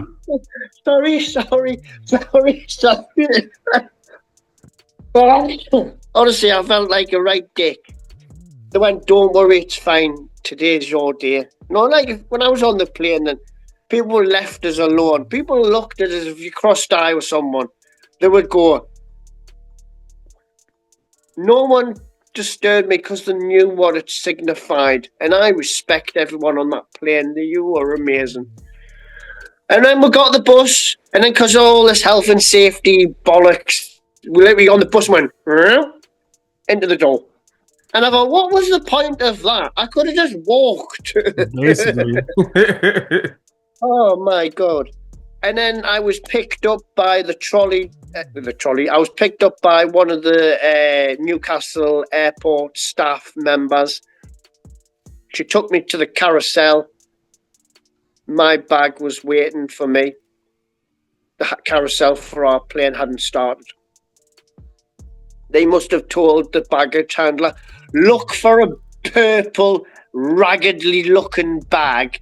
That's Nick." Because when my sister came to visit me the first time in the second prison, she brought like a suitcase with stuff in, so it was easier to bring over than.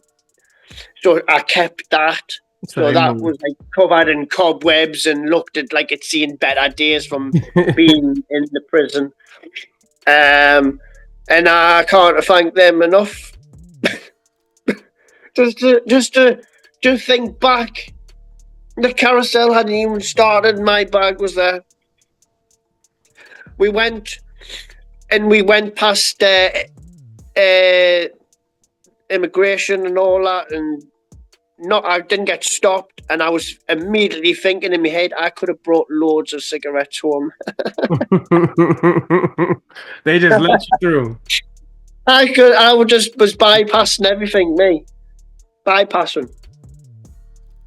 And then I got to the doors of international arrivals, and the airport lady said, This is for you only." I was, "Welcome home, Nick. I'll catch you later." And I'm presented with these doors, these electric doors. Going through parachute regiment training, competing pay company, tough, proud moment. Doing prison time, hard, mental challenge. To walk through 2 doors was the hardest thing I've ever done in my life, because I didn't know what was on the other side. I'm now going to see my mum for the first time in 4 years, family. As a free man. And I composed myself. I said, "Right, come on." And I'm about to walk, and I freeze, and this bloke from the other, because my flight and other flights are starting to pull that people merge out. in together, yeah. And merge, and the guy, and it opens, and then as I'm looking out, down the right side behind the barrier, there's all the media. And on the left side, your family. All I see is this little wheelchair and my mum in it. Oh. And then the doors shut again.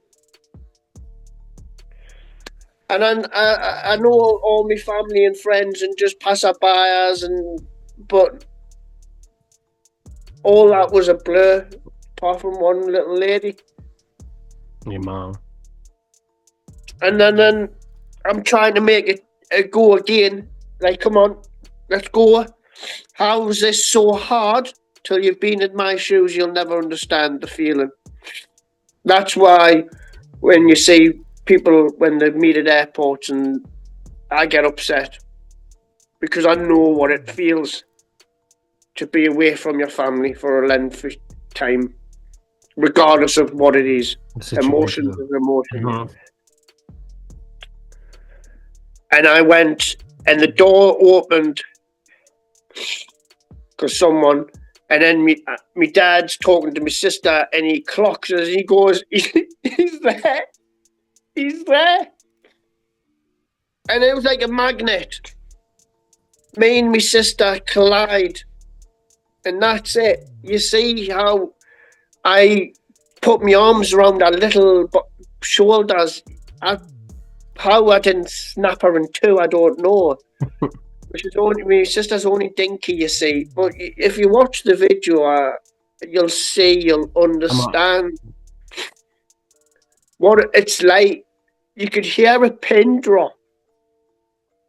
You could hear a pin drop. And then seeing me mum, you know, to watch what happens, you've got to watch the full video of how it's me describing it. And you can see it on YouTube. Yeah, you can watch it on YouTube. And I've seen my family, and then my sister takes us, and I do my interviews with the media. And we had a local bike gang. They escorted us back. So basically, we in the UK have shitloads of roundabouts. So every time that we got to a roundabout, they would just park and cut all the traffic up. So we had a free pass. Didn't even stop for any red lights. They just made sure we got back from. And everyone goes, "What was your first food back when you got back?" McDonald's. McDonald's, and then you need some French fries and a Big Mac. It was December, so they had the festive burger or something or whatever it is. So I thought I'll get us that. And it tasted like a filet mignon, right? I don't give a fuck what people say. That was the best thing that I had. Yeah. Just coming back home. Compared to what you was eating? Compared to what I was eating, yes, I was able to eat for that week fairly decent hotel food. I was in the Radisson Blu, you know, a well-known chain hotel. But to just be home, I just wanted it to just be easy going, easy, something quick. And then that day, I was doing my local media news as well, so it was quite a busy day. And then I come back to me mum, and because me mum carers at the time, they came with me mum, and there's the picture of me and me mum. She's in her little nightie, and there's a homemade welcome home poster, a picture of me and me mum, and it's just like, what the hell's just happened in 4 years? And then you've got to do the getting on with life. Like my whole town had changed quite considerable. Everything. I'm pretty sure everything changed. A lot of stuff changed. I didn't even know Instagram would exist. Social media and all that stuff. Well, I still had Facebook, but I don't think I had Instagram at the time. Oh, okay. And TikTok, didn't think existed, or I obviously knew about Twitter, but I wasn't on Twitter. So, selfie. Can I get a selfie? I'm like, what the fuck are you on about? Can I get a picture with you? That's what it was called. Selfie. I was like, what? Selfie. I was like, all right, like, but so much changed as well. Just little things that I noticed, but were big for me, because they changed how, under the, bad circumstances, how I've noticed these change, because I was involved in a horrific ordeal. And there's no place like home. Not with your family. There's nothing like being with your family. Give me them red slippers, I'll clip me heels together. But through all this, I seen you put a book out, Surviving Hell. Yes. I never thought in me mildest dreams to write a book. I never did. It was people coming up to me and saying, "Oh, like just saying us in general, and just say, Nick, we want to know what happened. Did you write any memoirs down?" I said, "They're there." So I just said to my sister, people are, and my sister said the same. People have been saying to her, "Why don't you ask Nick to write a book? What you got to lose?" And I thought, well, okay, we'll go around doing it. It's not easy. Don't get me wrong. Everyone's got a story to tell, but getting a story actually entertained by people and officially published, I can call myself as an author. I don't give myself that title but it's been officially published. You are an author. And you can buy it on Amazon. And this is the book. And it's like basically like a biography of my life up to me coming home. But it's more focusing on the whole India ordeal. And more detail. In a bit more detail, yes. All the words is mine because I did have help of a ghostwriter because I don't fucking know how to write a book. I barely was able to write a poem in prison. Never mind write a book. But most authors have ghostwriters nowadays. It's common. Yeah, I'm not ashamed of it. No, it's common. It's common. If people want to say, "Oh, well, you had a ghostwriter, you didn't write your own book," I said, "It's my words. Where's your book? It's my story. I mean? It's my story." Don't be chucking that nonsense at us. Yeah. That makes you look jealous. Mm-hmm.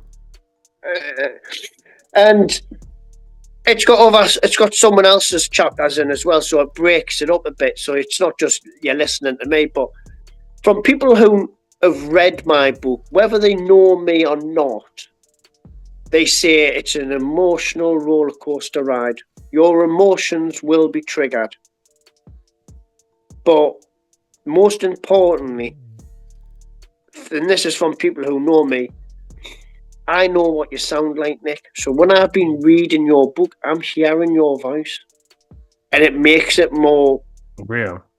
It makes it more real and special, and I'm proud of that.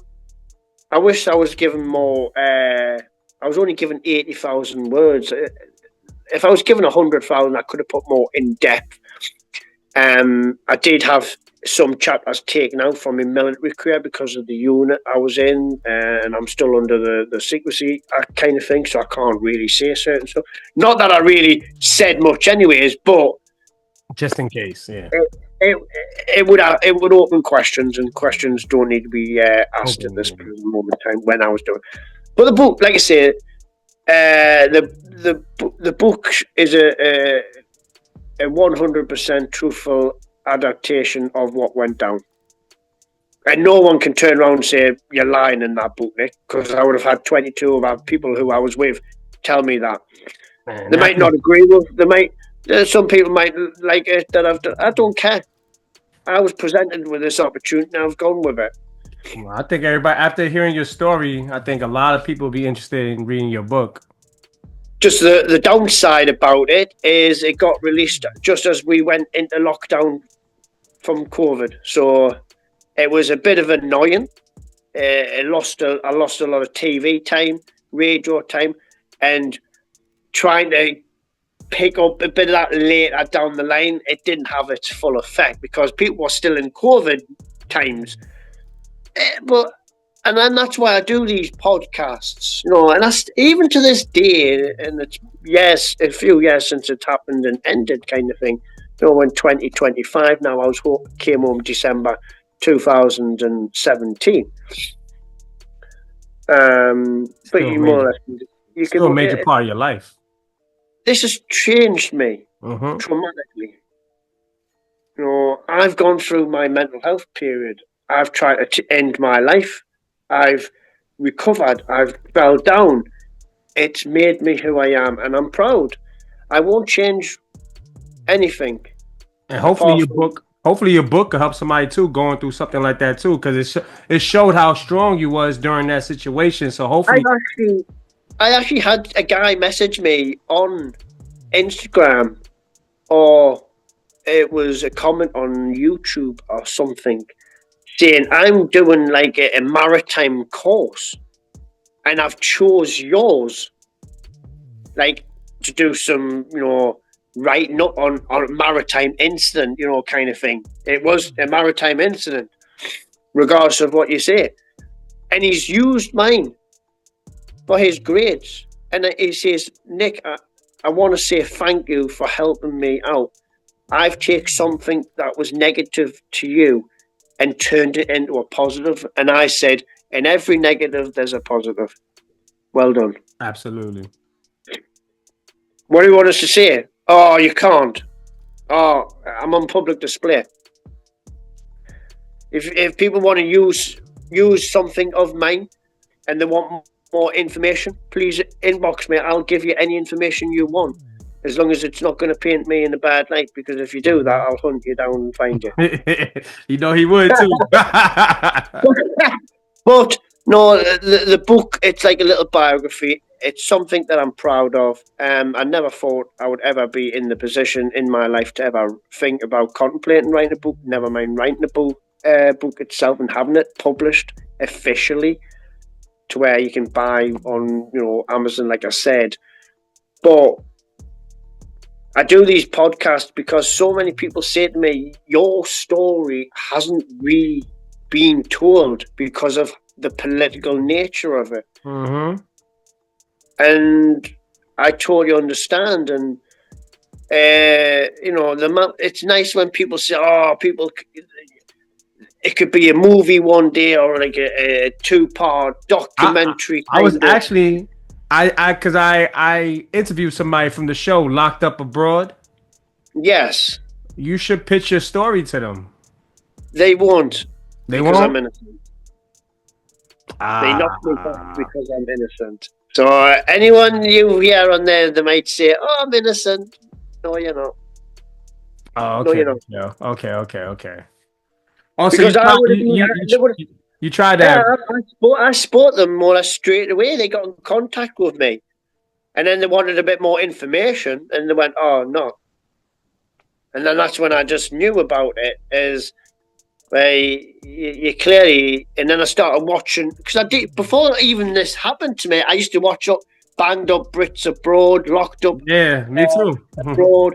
I used to watch all them programs, anyways, and yeah, like the last one I watched was just a guy in Saudi. Yes, he was gay, and he had the same experience as me. A blank piece of paper, and the stupid bugger signed it, didn't he? What happens behind closed doors is behind closed doors. But if you open, but I watched it. He was kind of set up, but it's one rule for them and another for someone else. But since you was innocent, they won't tell your story. Yeah, he was, it's a bunch of hypocrites, really, how they got him done. But he was because the reason why he was a teacher. But at the end of the day, if you're that kind of person, and you're going to be going to that kind of country, I'm sorry, there's no money in the world. Don't change who you are just for a paycheck and run the risk. And unfortunately, that's what happened to him. But Do you have there was a recent program that was aired, not the back end of last year or earlier this year, something like that. And I got in contact, and I would have been going abroad as well, and that kind of abruptly come to an end because of one particular country they would have been visiting. Well, I'm not going to get allowed to go into India, am I? So I'll put 2 and 2 together and come up with 10 because I came up with 4, and they didn't want to see it. but I more or less filled in the blanks for them. I went, look, because they went, where were you again? I went, India, and they went, ah. I went, look, I understand. It's fine. You can't have me on the show and have us missing out from one part of the show because I'm not allowed in the country. Because people will be watching and go, hang on a minute. Nick was there in 1 minute, but he's not there in this bit, but he's back again. Why? Then questions. Mm-hmm. And then people, you know what people are like. They'll start and go, well, oh, he isn't innocent, is he? Well, I am, mate. I am innocent. I've done nothing wrong. It was all a political bloody fiasco. It was a political pawn. Yeah, I can now say that and say, yeah, we were political pawns on the grand nature of things, because when everything got case acquitted, who was the only people that got off with on the trial were the only ones that committed the crime, and the vessel that brought the fuel and provisions was not legally bound to transport fuel. So that is the only crime that was committed. The only crime. And you said that in the beginning. But when we got convicted to 5 years, they got released. Terrible. So make do. The whole shit was the whole shit was corrupted. From start to finish.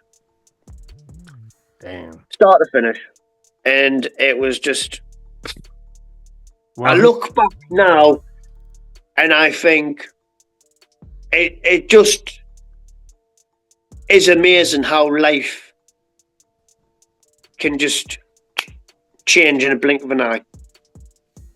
1 minute I was doing my job, next minute I was in an Indian prison and I wouldn't come home for 4 years. So I will always say to people, treat every day as your last day, but remember life is precious.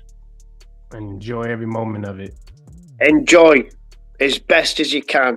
I know we'll go through tough times wherever your background you come from, wherever country you come from. We all fall on tough times.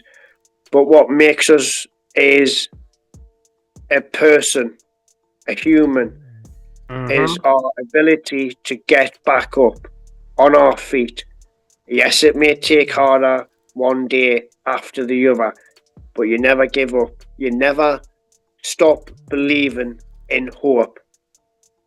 And people saw my videos when I was watching the football last night, and they know what it means. When you believe in hope, anything can happen. Anything. But without hope, all is lost. If you've got nothing else to believe in, if you don't believe in religion, believe in hope. Some people, religion is hope. Yes. But if people want to reach out to you and talk to you, where can they reach you in social media? I'm on TikTok. I'm on Facebook. I'm on X, as it's now. I keep calling it Twitter. Twitter. I know he'll turn it back to Twitter one day. Instagram. And I'm on Instagram. Yes. I'm sure you'll put all my handles up if you want, and I'll get them to you. But all my handles, I'm easy to be contacted. I'm not private. I'm not hidden. I always respond to inboxes. So if you have any questions, you can hit him up. If you have a movie pitch, a documentary pitch, you can reach out to him. And I will put you in touch of someone who can act as a more professional person on my behalf, especially if contracts are involved, etc. That's not something I'm going to be dealing with. I just use the squiggle. Well, I hope they do, because I would love to see what you just told me on the screen. I would love to see. Well, yeah, there's a guy who comes from my area, northeastern England. There's a guy called Charlie Hunnam. He was in Sons of Anarchy. Oh, really? I would love him to do me, because he doesn't need to change his accent. And people, when I had my long hair, were saying I look like him. I look like him. So not as good looking as him, but the long hair and the haggard looking. But Like I say, if that was great, It's, ideally I want to try and get it on audio as well. It's not as easy as people might think it is. it's a I'd true love to get, story. I'm surprised yeah. nobody tried to grab your story yet. I've even said I would narrate my own book. I even done a poll because if I was to get someone, I'd have to pay them. They would have to. And then people said to me, "It's your story, Nick. Only you can tell it with emotion. An actor will just read words, and then we'll have to think of how to act. It's not going to happen with me." I still think your Obviously, story needs to be in the big screen, though. It needs to be in the screen. well, I would be very grateful for anything if it was to come up. There's always if you look at movies and they're an adaptation of a book of some sort. If you look at book to when movie, it's a considerable amount of time. People don't realize that. You're right. It takes time. My book came out in 2021. Still got time. It's still early. 2020, something like that. Yeah. I've still got time. Five years. It takes 4 one years. person. It takes one person to pick up your story and get it going. It does. It takes one person to send me an email or a message to then say, "Look, we want to speak to you." You can understand scammers. They come from all walks of life, but people will always know and let you know that they are genuine by how they word their messages and etc. And if, like I say, people are interested, that would be fantastic. That's great. If I bump into anybody that does directing or anything like that, I'm gonna tell them about your story too, because I know your story needs to be on the screen too, man. Your story needs to be. It's got everything, if you think about. And I'm not trying to just big myself up. I'm telling it how. What you've been through. What you've been through. It's got all of the emotion. It's got the who doesn't want to watch something where it's there's been many films where that court dramas and prison dramas, a bit of love inside, a bit of a family, but the bread and butter is to get that family reunited, innocent. Why do we have to look upon all the people who are guilty who get the infamous titles? There's many people who've been wrongly convicted and have lost years of their lives, more so in your country. I know. You're right. When I was in prison, there was a black guy who got, I think he did 47 years, and he was convicted back in the 60s or something, or some 70s, something like that, because he was black. And it was disgusting. But and he got 47 of his years taken away from him, and he got released because there new evidence, because he wasn't guilty. And 47 years down the drain, like nothing, like wasted. My dad sent us the paper, and the Indians had the timeline of big things that he's missed. And I think America gave him a very big paycheck. Yeah, they do that over here. If they wrongly convict you, they'll give you a big paycheck, which means nothing because I miss much money to life, nothing. But we never got compensation. People are under the illusion that we might have got money. All right, okay. I'm owed a 6-figure sum just in wages, and the only reason why I put that is because I count it for 4 years. Because in my contract, well, even if I halved it, which it says if you get kidnapped by your would-be attackers, not that the Somali pirates would use us as a bartering chip, they would kill us. They use the ship and crew as bartering chip. If we are captured and whatnot, you get half your wage. So half a daily wage. So even if I was to say, right, that's what my full wage is, I think I deserve that. But even still, it'd still be a six-figure sum, even if it was half. But that's because that's what my company owes me. And they owe you more than that. And I did jail time. But you can put all the money in the world. Money helps. It does. It really does. But it's not everything. Not time. Because it's something you can't use money to buy. Yeah. Time. And I will never get to speak to my mom ever again properly. So money can't bring me that. I don't have the memories, the video footage of recordings like people do, because my mum didn't like a picture took back then. Now I'll take pictures galore, she'll post, she'll record, but time was different back then. I've got no memory. I've got no memory of what my mum sounded like before her aneurysm. That eats away at me. That hurts. I advise you and everyone out there, time on this planet is short. Family is precious. Life is precious. Make the memories. Record them memories. And we're going to leave you with that. Thank you for stopping by, Nick Dunn. You have a hell of a story. Thank you so much. Hope it's on the big screen, and keep in touch. No problem. Yes.